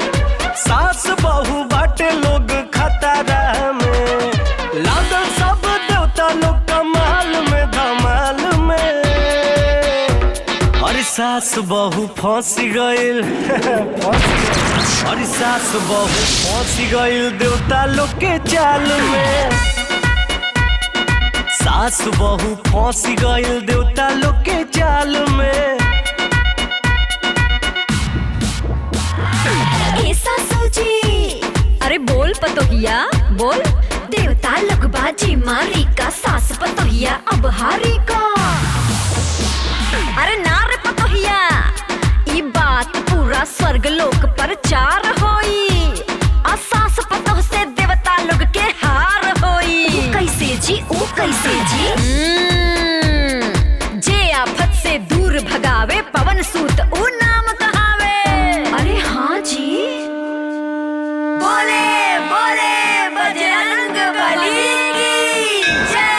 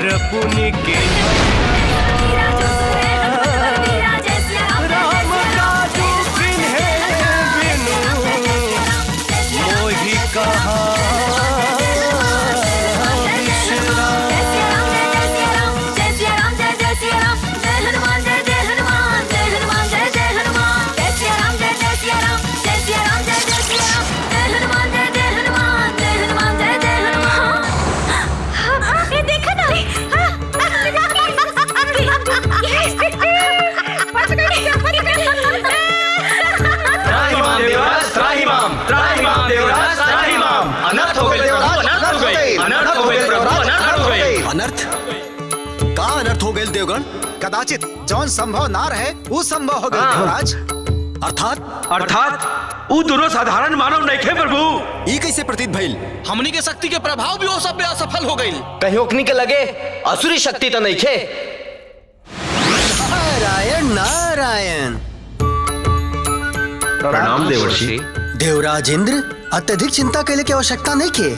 वो लोग भी साधारण मनुष्य है और स्वयं पवन पुत्र हनुमान उनका रक्षा करत ने। हनुमान? हाँ, भ्रमण करत हम स्वयं अपनी आंख से देख ले रहनी है। लेकिन वीर हनुमान हमने के साथे ऐसा काहे कहले देवर्षि? अब एकर उत्तर तो स्वयं हनुमान जी ही दे सके ने।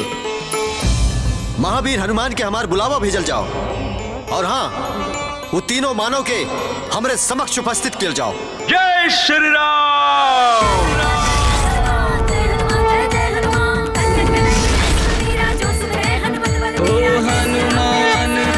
साक्षात हनुमान जी।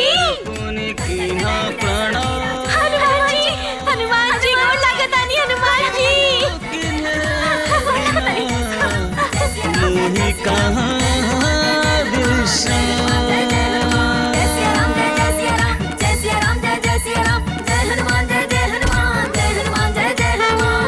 सब देवगण के श्री राम भक्त हनुमान के प्रणाम।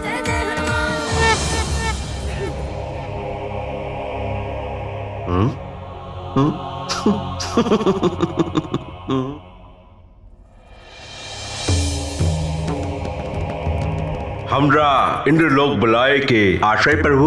हनुमान जी, आज रहुआ ये ना समझ उपद्रवी और बुद्धिहीन मानव के कारण सब लोगन के देव शक्ति के उपहास उड़ौनी। अरे जवान उत्पाती मानव स्वर्ग लोक के शांति के अशांति में बदल देहलस, ओकरी के रक्षा करता नहीं। नहीं नहीं भगवान। जौन धूर्त मानव मिथ्या पे मिथ्या बोल ली सा, ओहनी के रक्षा कहीं नहीं। जौन उदंड मानव हमनी देवगण के मूर्ख समझे के भूल कैली, ओखनी के रक्षा कैनी। जौन भ्रष्ट बुद्धि स्वर्ग लोक में उपद्रव मचैली सन, ओकनी के रक्षा कैनी। जौन कर्महीन मानव स्वर्ग लोक के नर्क लोक में बदले के कोशिश कैलक, ओकनी के रक्षा कैनी। हनुमान जी, ये तीनों उपद्रवी हमार गदा हमार यमफास के स्पर्श करके उपद्रव मचौली। रहुआ ओकर रक्षा करता नहीं। मनुष्य हो के स्वर्ग लोक में अप्सरा के अपमान कैनी सर। अरे ऐसा दुष्ट आत्मा के तो रहुआ के दंडित करे के चाहिए। दंडित करे के चाहिए, दंडित करे के चाहिए।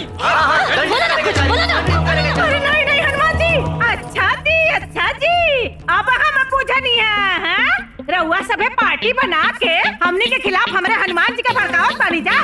हाँ, ए इंद्रदेव जी, वाह वाह, बहुत बढ़िया। हाँ, ए इंद्र भगवान, रउआ हमनी के गलती तो हनुमान जी के बता दिले, बाकी आपन गलती भी बताई लोग। सुन ली हनुमान जी, के सच बा के गलत बा। हाँ, कबो हवा फेंकता लोग, कबो पानी फेंकता लोग, कबो आग फेंकता लोग। रउए बताई कि कोनो बात भइल? एकदम एकदम सही बोलू हैं? ये सभे मिल के हमनी के मुआवे के कोशिश करन त कौनो बात नहीं खे। हमनी के अपने हनुमान जी से मदद मांग लेनी त रउआ सभे में खलबली काहे मच गइल जी? ए यमराज जी, अरे आपके हम लोग से निमन था हमार नैहर है। जब हम नैहर जानी ना तैसे फटाक से चाय बन के आ जाला, बाकी रहुआ यही जो चिल्लात रह गईनी और केहू एक लोटा पानी ना पूछल। आज हमनी के तीनों साथ में तो मिल के ना रउआ सभे के कोल पोल पट्टी आज अपने हनुमान जी के सामने खोलन सन। आवासन। हाँ, हे हनुमान जी, हमनी के जवन कहे सन, तवन सच कहे सन, सच सिवा कुछ न कहे सन। हम बतानी, एजा बैठल बाड़े ना वरुण देव हमरा ऊपर पानी फेंक ले। हाँ हनुमान जी, और सुनी, हाय वायु देव जी और पिताजी होके हमनी के ऊपर हवा फेंक ले। रउए बताई। हाँ, और हाय जन छुड़िया लेके बैठल बाड़े अग्नि देव। आज इन्हों कम नहीं खा। अरे हमनी के ऊपर आग बरसात रहे हैं। हाँ, ऊ देखी जे कोने में खड़ा बाड़े चित्रगुप्त जी, हमनी के रास्ता बाट ले भागत काहे बानी जी? गलती कइले बाड़े, इसे भागत है ना। हाँ, काहे भागत आनी? अरे भाई सूरज देव ना हमनी के ऊपर गर्मी बरसौले। और ये चंद्र देव हमरा के जान लगावत रहलन। हाँ हनुमान जी, ई सब जना लोग मिलके हमनी के खिलाफ षड्यंत्र करत हन प्रभु। नारायण नारायण। हे देवियों, आप सब लोग मिलके देवतागण के साथ ऐसा व्यवहार करता नहीं, बिल्कुल शोभा नहीं खे देते रहुआ सबके। ना ना ना। अच्छा जी, वाह वाह वाह वाह वाह वाह। और रहुआ हेने के बाद होने लगा के झगड़ा करावल की शोभा दे लगा। हाँ हाँ, बोली बोली बोलो क्या नहीं खा। अरे बोली, मुहुआ में दही जमल बा। हनुमान जी, रउआ ये धूर्त कपटी चालबाजी लोगन के बात ना सुनी। अरे ऐसे कैसे ना सुनिए जी। अरे हम 7 गो मंगा के भारा भखले बानी। पूछ ली हनुमान जी से, बताती हनुमान जी तक। और हम 11 किलो लड्डू चढ़ावे के भारा भखले हैं, इहो पूछ ली। और रहुआ लोग का कइले बानी, तनी बताई तो। नारायण नारायण। प्रभु, आज से पहले स्वर्ग लोक में देवता और दानों के बीच में युद्ध होत रहा, और अब मानव और देवता लोग के बीच में युद्ध हो रहा बा। ये दृश्य तो कल्पना से परे बा प्रभु। नारायण नारायण। युद्ध करावे में कहीं न कहीं वीर बजरंग बली के भी बहुत बड़ा हाथ बा। ए समस्त देवतागण हमके क्षमा करी, बाकी हम तो अपना प्रभु श्री राम के वचन से बंधल बानी। हाँ ए हनुमान जी, अरे इहे बतिया था यहाँ सभे के नइखे बुझाते हनुमान जी। अगर अपना संकट में कोनो भी भक्त हमरा के पुकारी तो हम अवश्य ओकर सहायता करब। हाँ, काहे ना करम, रवा करही के पड़ी। तबे नु हनुमान चालीसा में लिखल बा कि संकट कटे मिटे सब पीरा, जो सुमिरे हनुमत बलबीरा। हनुमान जी, ये तीनों जाने देवलोक खातिर संकट बन गई बा। अरे ना ना ना ना ना ना ना, ए प्रभु ना ना ना ना ना ना, ई बात सच नहीं के। असल बात तो ई बा कि चित्रगुप्त जी से गलती भइल बा। अब ओकनी के गलती के सजा हमनी के काहे मिली, काहे मिली है बात के फैसला हो जाओ तो सारा झगड़ा झंझट खत्म। हाँ। हे देवतागण, ई मानव लोग के भी तो कथन सत्य ही बा। बोली बोली, हाँ हाँ बोली बोली बोली बोली। हे देवतागण, हमके क्षमा करी, अब हम कोनो सहायता नहीं कर सकत। अरे हनुमान जी, इधर के हाला गुला में ना रवा से एगो बात बतावल भुलाइए गल रहनी है। क्या? कौन बात देवी? वो कहा ना कि हमने के यहाँ ना राम मंदिर बन गइल बा। हाँ हनुमान जी, बाप रे बाप, ए बड़का बनल है, ए बड़का। अरे हनुमान जी, अरे हमनियों के दर्शन करे गए नहीं जा। अरे रहुओ तो हुई जे हुक्म न जी। जय श्री राम। जय श्री राम, जय श्री राम। अब होई दूध का दूध और पानी का पानी। अब चली जल्दी जल्दी फैसला करी लोग। हाँ, हमनी के लगे टाइम ना है। अरे अब कोनो फैसला वैसला ना होखी। काहे ना होई? तोहरा लोगन के ए उदंडता के दंड मिली। अरे ऐसे कैसे दंड मिली हो? हलवा है का? अरे ऐसे कैसे देबा लोगन? हमनी के लोअर कोर्ट जाए। अरे इतने ना, ओकरा से बड़का ना हाई कोर्ट में जाए। सबसे बड़का कोर्ट में जाए, सुप्रीम कोर्ट में जाए। शांत हो जा। इतू लोगन के मृत्यु लोक ना हो, और ऐसा कोनो कोर्ट नहीं के। ये कहा था कि कोर्ट नहीं खेपा हो? हाँ, ब्रह्मा जी, विष्णु जी, महेश जी क्या हुआ? बोला। अब निर्णय ब्रह्मा जी करें। चलो।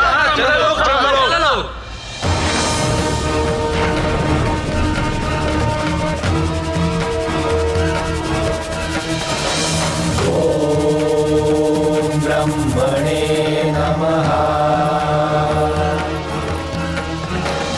ओम ब्रह्मणे। ये धीरे-धीरे चल सुन रे। पिछवा आगवा कहाँ जाती? ब्रह्मदेव दर्शन दी, दर्शन दी ब्रह्मदेव, दर्शन दी, दर्शन दी ब्रह्मदेव, दर्शन दी। ओम ब्रह्मणे नमः।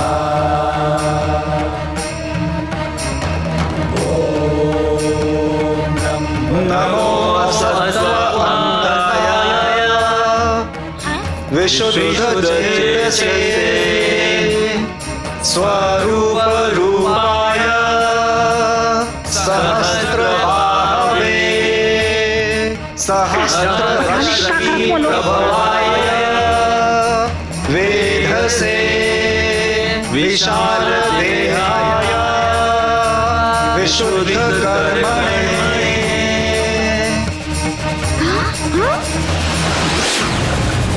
प्रणाम ब्रह्मदेव।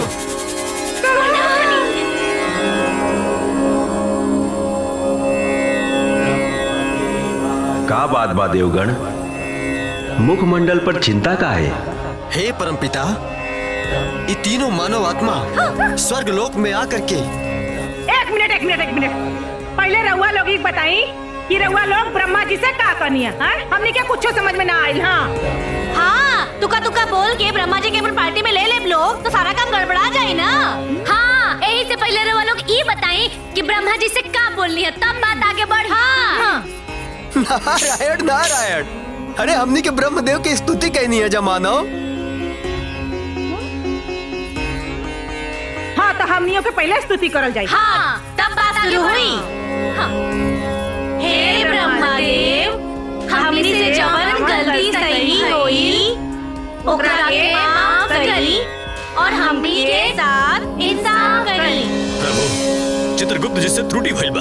अरे ना, आपन बाद में कहीं, पहले तो हमने की शिकायत दर्ज करवाई सन। हाँ। का कष्ट बा मानव?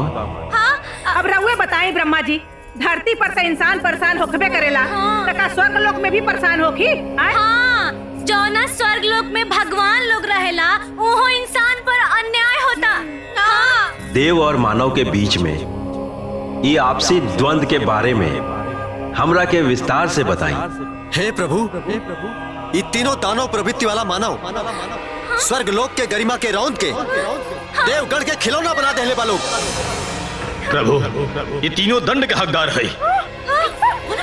ना, ऐसे ना चली। केस बाकुत अब वहाँ सोता कुत। हे देवता, रउआ हमनी के बात सुनी और हमनी के बात पर भरोसा करी। हम बतानी हम पहले हमने तीनों के स्वर्ग लोक बुलावल गई और अब स्वर्ग लोक से नर्क लोक भगावल जाता। हाँ, अब रउए बताई ये अन्याय है कि ना? अब रउए दूध के दूध, पानी का पानी करी। हाँ। ई लोग के कथन का सत्य बा यमदेव? जी प्रभु, चित्रगुप्त से त्रुटि के फल स्वरूप ई भइल बा। देख लही ब्रह्मा जी, देख लही, आ गई ना असली सच्चाई सामने। हाँ, सारा गलती इन लोग की बा। हे देवगण, ई समस्या के समाधान महादेव जी ही कर सकेले। रउआ लोग महादेव जी के पास जाई। नारायण नारायण, अब सब देवतागण लोग कैलाश पर्वत चली। प्रणाम ब्रह्मदेव। कैलाश पर्वत। जय हो ब्रह्मा जी।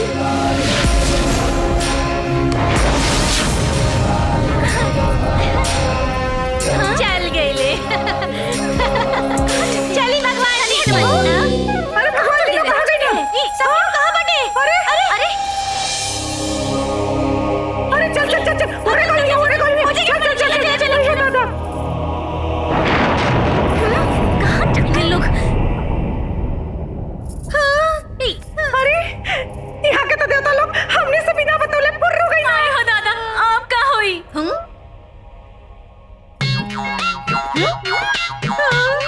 कहीं देवता लोग शंकर जी के अपन पार्टी में ले लेता। चलो खो जा।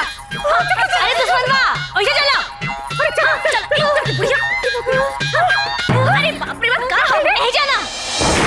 ओही जा, चलो ओही जा। हाँ, ओही जा चलो। जल्दी से चलो। जल्दी। अरे देवता लोग,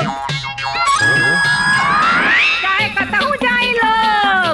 ई थमनी है के हो? मानव, ये असंभव बा, असंभव। काहे संभव बा? इहे मुंह ब्रह्मा जी के सामने काहे ना खुलल रहे? हाँ। तोहरा लोगिन के धूर्तता से हर जगह विजय प्राप्त ना होई। ए वायुदेव जी, एगो कहावत सुन ले बानी कि सत्य परेशान हो सकेला, लेकिन पराजित नहीं।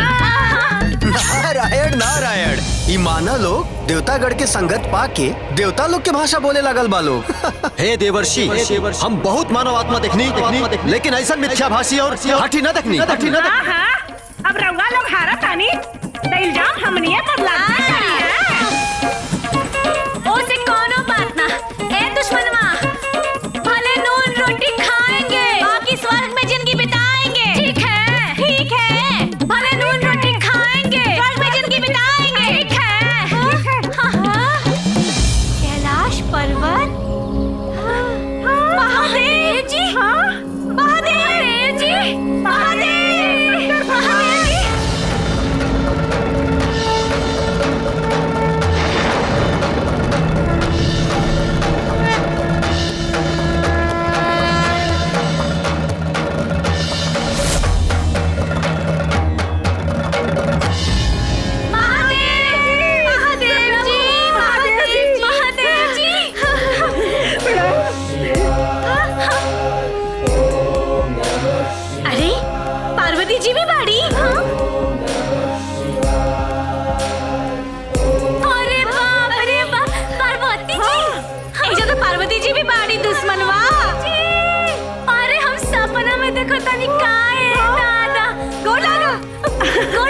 पार्वती जी गौर लगा हे महादेव, हे देवी पार्वती, हम देवगण के प्रणाम स्वीकार करी।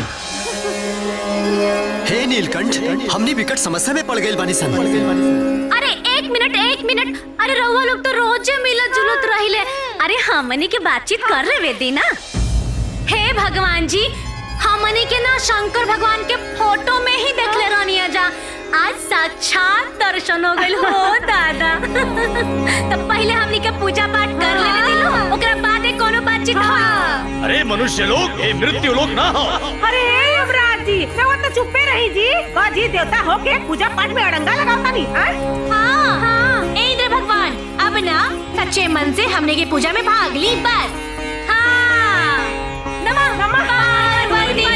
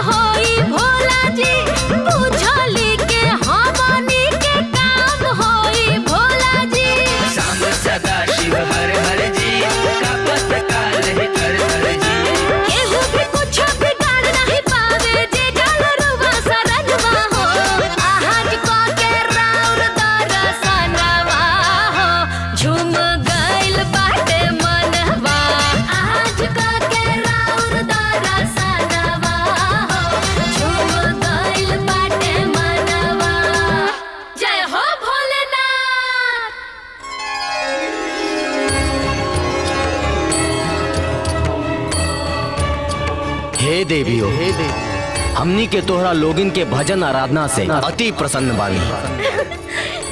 बोला बोला बोला, का चाहे तोहरा लोगन के? ऐसा मत करी, ना तो बहुत बड़ा अनर्थ हो जाए महादेव। काहे देवराज इंद्र? देवी पार्वती माँ, ये तीनों मानव पहले से ही यम लोक से लेके देवलोक तक उदंड मचा के रखले बड़े। और यदि राव आशीष मिल जाई तई लोग तो हमारे सिंहासन हथियाले हैं प्रभु। अरे नाना पार्वती जी, नाना, अरे हमनी के गद्दी पति को चाहू का लालच नहीं के, ये सब लोग झूठ बोलता। हाँ पार्वती जी, रउआ ना न्याय अन्याय पे विचार करके फैसला कर दी। हाँ, ओकरा बाद सारा हो हल्ला झगड़ा झंझट खत्म। आखिर का निर्णय करेगे बा? हे शंकर भगवान, जान जाए जे पहले ये लोग हमनी के स्वर्ग लोक ले आई। और फिर कहा था कि चित्रगुप्त जी से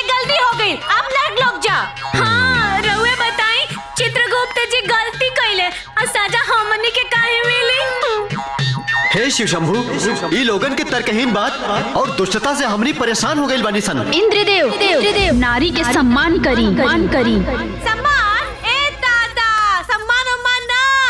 ई लोग हमनी के बहुत दुख देले बाड़े। ए मोटा मोटा पेड़ी हमनी के हाथ में लगोले बाड़े।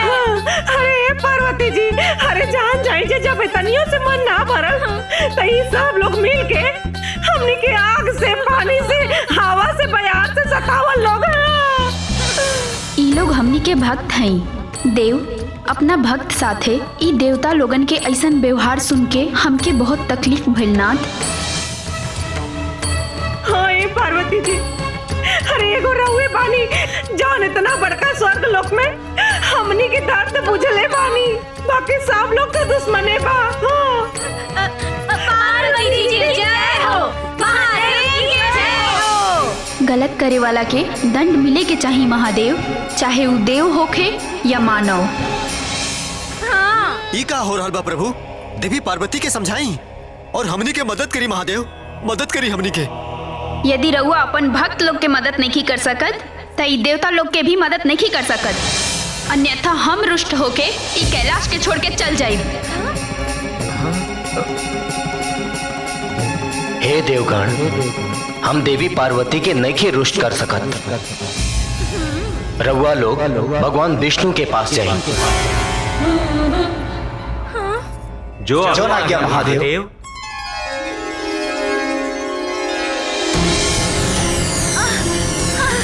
अरे भाई रे मैं, अरे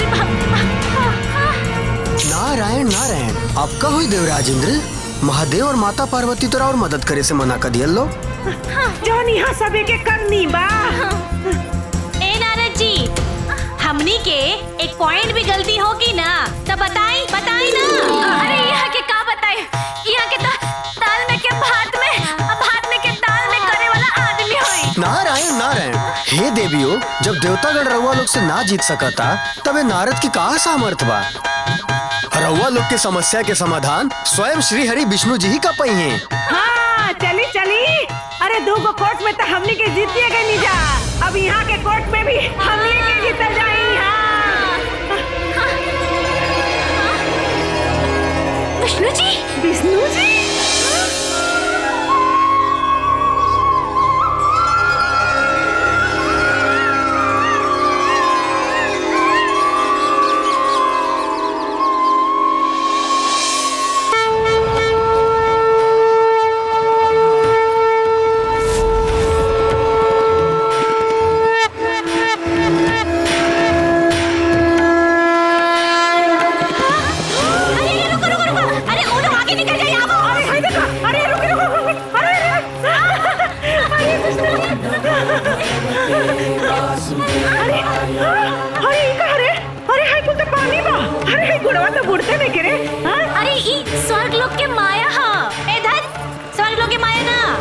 विष्णु भगवान की माया है। विष्णु जी, हे विष्णु जी, हे लक्ष्मी जी, प्रणाम। हे विष्णु जी, हे तीनों लोकों के स्वामी, हे अंतर्यामी, हे पालन करता, हमनी के सास पतों के न्याय दिलाई प्रभु। ए लक्ष्मी बहन, तू तो हमार बहन जैसन हो ना, काहे कि हमनियों के भी तो लक्ष्मी ननु कहाई। हे लक्ष्मी दीदी, ई सब देवता लोग मिल के ना हमनी के यहाँ से वहाँ से यहाँ परेशान कर देले बा लोग। हाँ ए लक्ष्मी जी। अरे रो बड़ बानी ना, वहाँ के छोट बानी, वहाँ के हमनी की उम्र के बानी। बेटी बोली बोली यहाँ कहेंगी बोल। हाँ ए लक्ष्मी बिटिया, अरे जान जाई जे दोनों गोड़ बथता अठौना में अलगे दर्द उठल बा। रउआ के तो सब मालूम बा, हमनी के साथे न्याय करा दी। हाँ इंद्रदेव, हमरा बहन लोग के साथ ये अन्याय काहे हो रहल बा? ए इंद्र भगवान, जवाब दी ना, अब राउर बढ़िया से इलाज होई। ये छली कपटी मानो लोग के बात ना माने लक्ष्मी देवी। काहे ना माने? अरे बहन के दुख बहने ना बूझी। हे देवतागण, का रउआ लोग इस सब नहीं जानत कि समस्त सृष्टि पर नारी हमरे अंश है? हाँ, बस ये बतिया तो ई लोग के बुझात नहीं खे।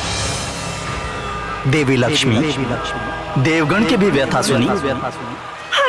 विष्णु जी, सब भगवान जी लोग देवता लोग के ही सुना, तो हम सबके के सुनी जी। पालन करता ये मानव लोग अपन अधिकार क्षेत्र के उल्लंघन कैले बा। नारायण नारायण, सब देवतागण अगर यही लोग के समस्या के समाधान में लागल रही तो सृष्टि के संचालन कैसे हुई? प्रभु अतिशीघ्र ये समस्या के समाधान करी। इतना बड़का स्वर्ग लोक में का हमरा बहन खातिर कोनो स्थान नहीं खे देवराजेंद्र? इस संभव नहीं खे देवी लक्ष्मी। तरौआ इ लोग खातिर नया स्वर्ग के निर्माण करी प्रभु। बढ़िया बढ़िया रही। ये असंभव बा देवी। हम अपना बहन लोग के साथे ये अन्याय नहीं खे देख सकत प्रभु। सृष्टि के क्रियाकलाप में राउर हस्तक्षेप उचित नहीं खे देवी लक्ष्मी। ये कवन बात है विष्णु भगवान? हमार बहन के साथे ऐसन बात ना करे के चाहिए। रउआ देवगन के बात सुनब कि हमार बात सुनब स्वामी? राउर आवेश उचित नहीं खे देवी। रउआ में हट शोभा नहीं खे देत। सृष्टि के संतुलन खातिर जौन हमरा उचित लगी तौने हम करब। रउआ अपन भावना पर नियंत्रण रखी। ठीक बा, अगर बैकुंठ में हमरा भावना के कोनो सम्मान नहीं खे तो हम एजा से जात बानी।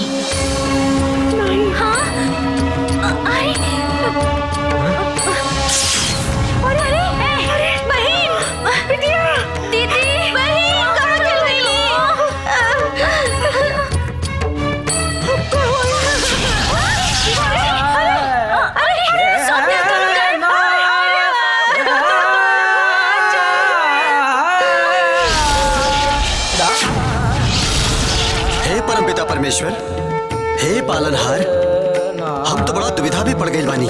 काहे देवराजेंद्र? ई मानव के चलते देवी लक्ष्मी रुष्ट होके बैकुंठ छोड़ के चल गई नी। नारायण नारायण, देवराज राउर चिंता व्यर्थ बाटे। देवी लक्ष्मी कभी भी श्रीमन नारायण के छोड़ के जा ही नहीं सकेली। हे तीनों लोक के स्वामी श्री सच्चिदानंद भगवान, हरि विष्णु, इस सास बहुरूपी कंकट से हमने देवलोक के मुक्ति दिलाई, इस स्वर्ग लोक के बचाई प्रभु। हाँ प्रभु, बचाई स्वर्ग लोक के बचाई प्रभु। देवराजेंद्र, यमदेव और समस्त देवतागण, रउआ सभे के ये तीनों सास बहू के नरक भेजे के विचार त्यागे के पड़ी। पालन करता फिर एक समाधान का बा? ई मानव के इनकर माया जाल में उलझा दी लोग और ई लोग के वापस मृत्यु लोक भेज दी। बाकी कैसे संभव है प्रभु? एक बार मृत्यु के बाद पुनः वो आत्मा वो शरीर में कैसे प्रवेश करी? ई तो नियम के विपरीत बा। जब हमार सहमति बा तराउर चिंता व्यर्थ बा चित्रगुप्त जी। जवन आज्ञा प्रभु। हे महामाया प्रकट होखी। प्रणाम श्री हरि। प्रणाम देवगण। का आज्ञा बा प्रभु? हे महामाया, इस सास बहू के ऊपर अपन माया फैलाई, ओकनी के परिवार के विलाप सुनाई, ताकि ये स्वर्ग के इस सास बहू के उत्पात से मुक्ति मिल सके। जौन आज्ञा प्रभु। ये वरुण देव जी कहाँ चल गए? इंद्र भगवान कहाँ है रउआ? वायुदेव जी, विष्णुदेव चल गए लोग। ए वायुदेव जी, अरे क्यों लौटते नहीं थे?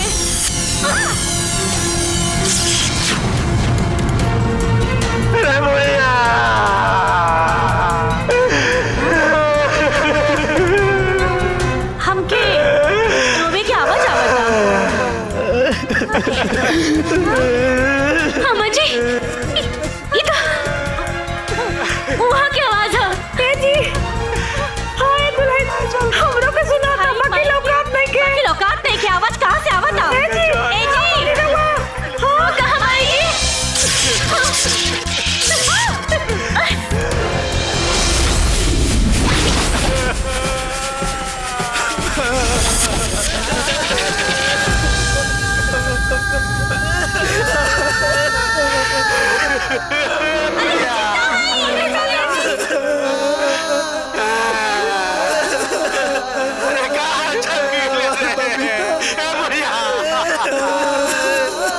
हमरे शरीर तक काय उठा लेला।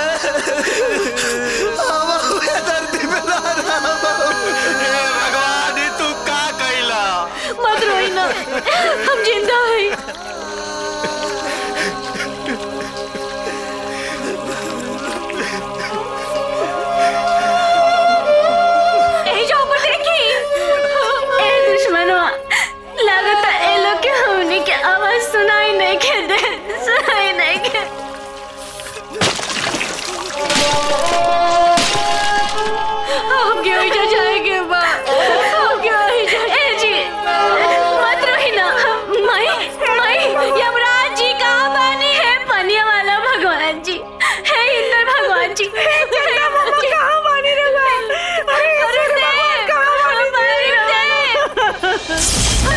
इतना विलाप काहे मानो?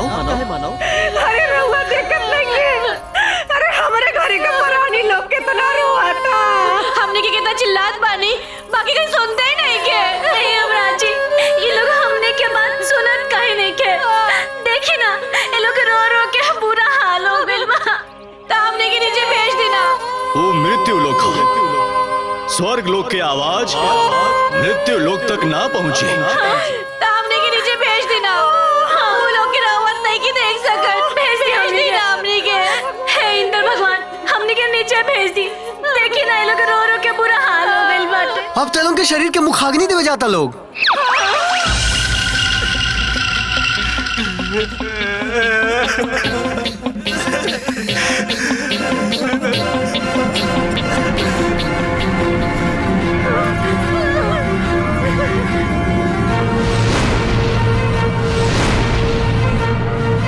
और एक बार अगर मुखाग्नि दिया गई ना तो दोबारा वो शरीर में प्रवेश कइला संभव बा। रउआ लोग के चिंता कौन बात बाटे? रउआ लोग के तो स्वर्ग लोक में रह बना।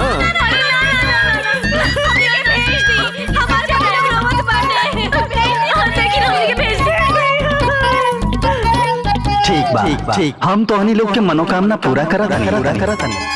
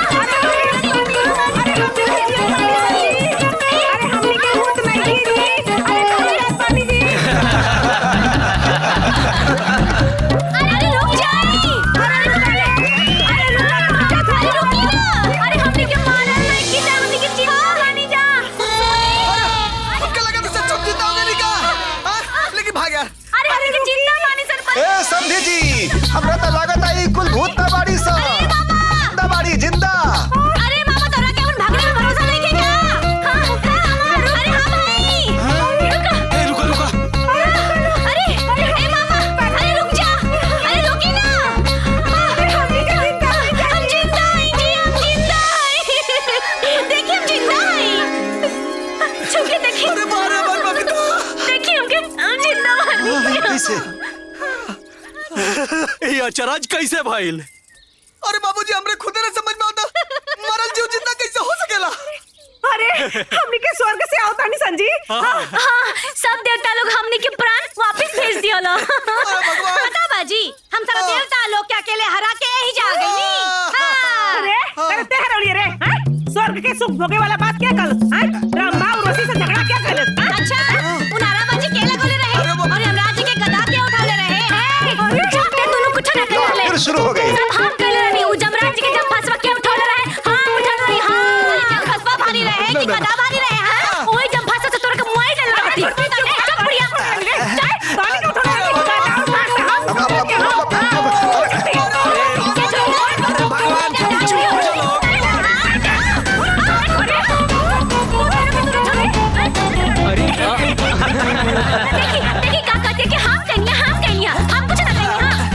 हे देवराज इस सास बहू तो फिर से झगड़ा करे लगली।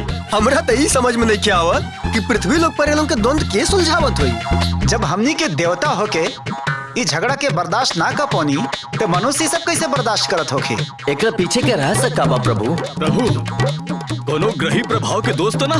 कहीं ऐसा तो नहीं ना कि सास बहू के रिश्ता में करो ग्रहण दोष लग गई। देवतागण, जिससे सुख दुख एगो सिक्का के दुगो पहलू होखेला, वही तरह ई सास बहू के रिश्ता भी एगो सिक्का के दुगो पहलू हा, और ओकरा में खनक त होखबे करी। झूठी लोग ई दोनों के दोनों झूठ बोलत तारी सन रउआ लोग से, लेकिन इनके कुछ ना करी सन। आज के हम ना छोड़ब, आज हम कह देते रउआ से, आज के हम मुआ दे, हम आज ना छोड़। उठा के ना दिया फेंक दे, नहीं चढ़ फेंक लिया, फेंक लिया।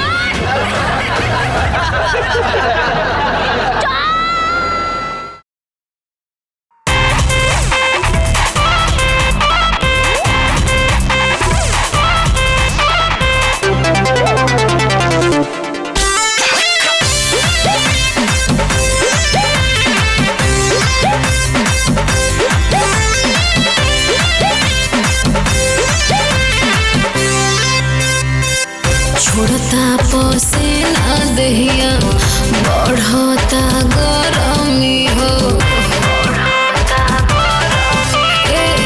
छोड़ता पसीना दहिया बढ़ता गरमी हो, पर गइल भभोरा पिया बदनिया पे हो।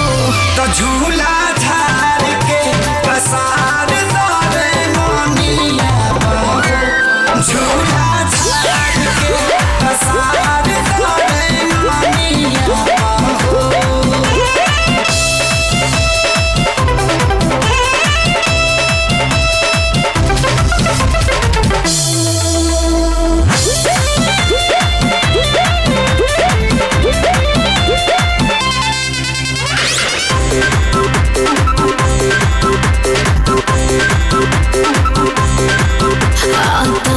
बढ़े जब जोश चढ़े तो खींच लेला घर के कोना, जान जान खब दिलो जान कब कहेला सोना सोना।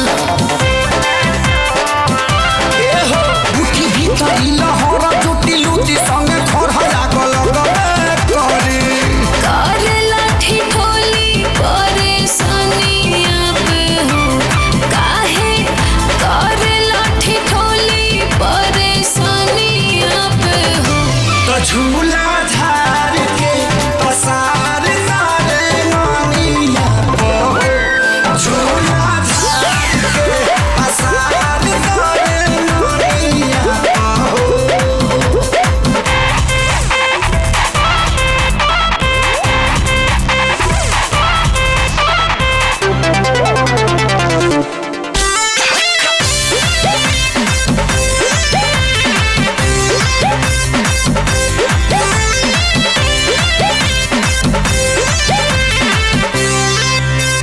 तर गई तर तर भरी सरकता भीतरी पसीना, उफन जिया लगे आके पिया गमछी से हूँ कदबे ना।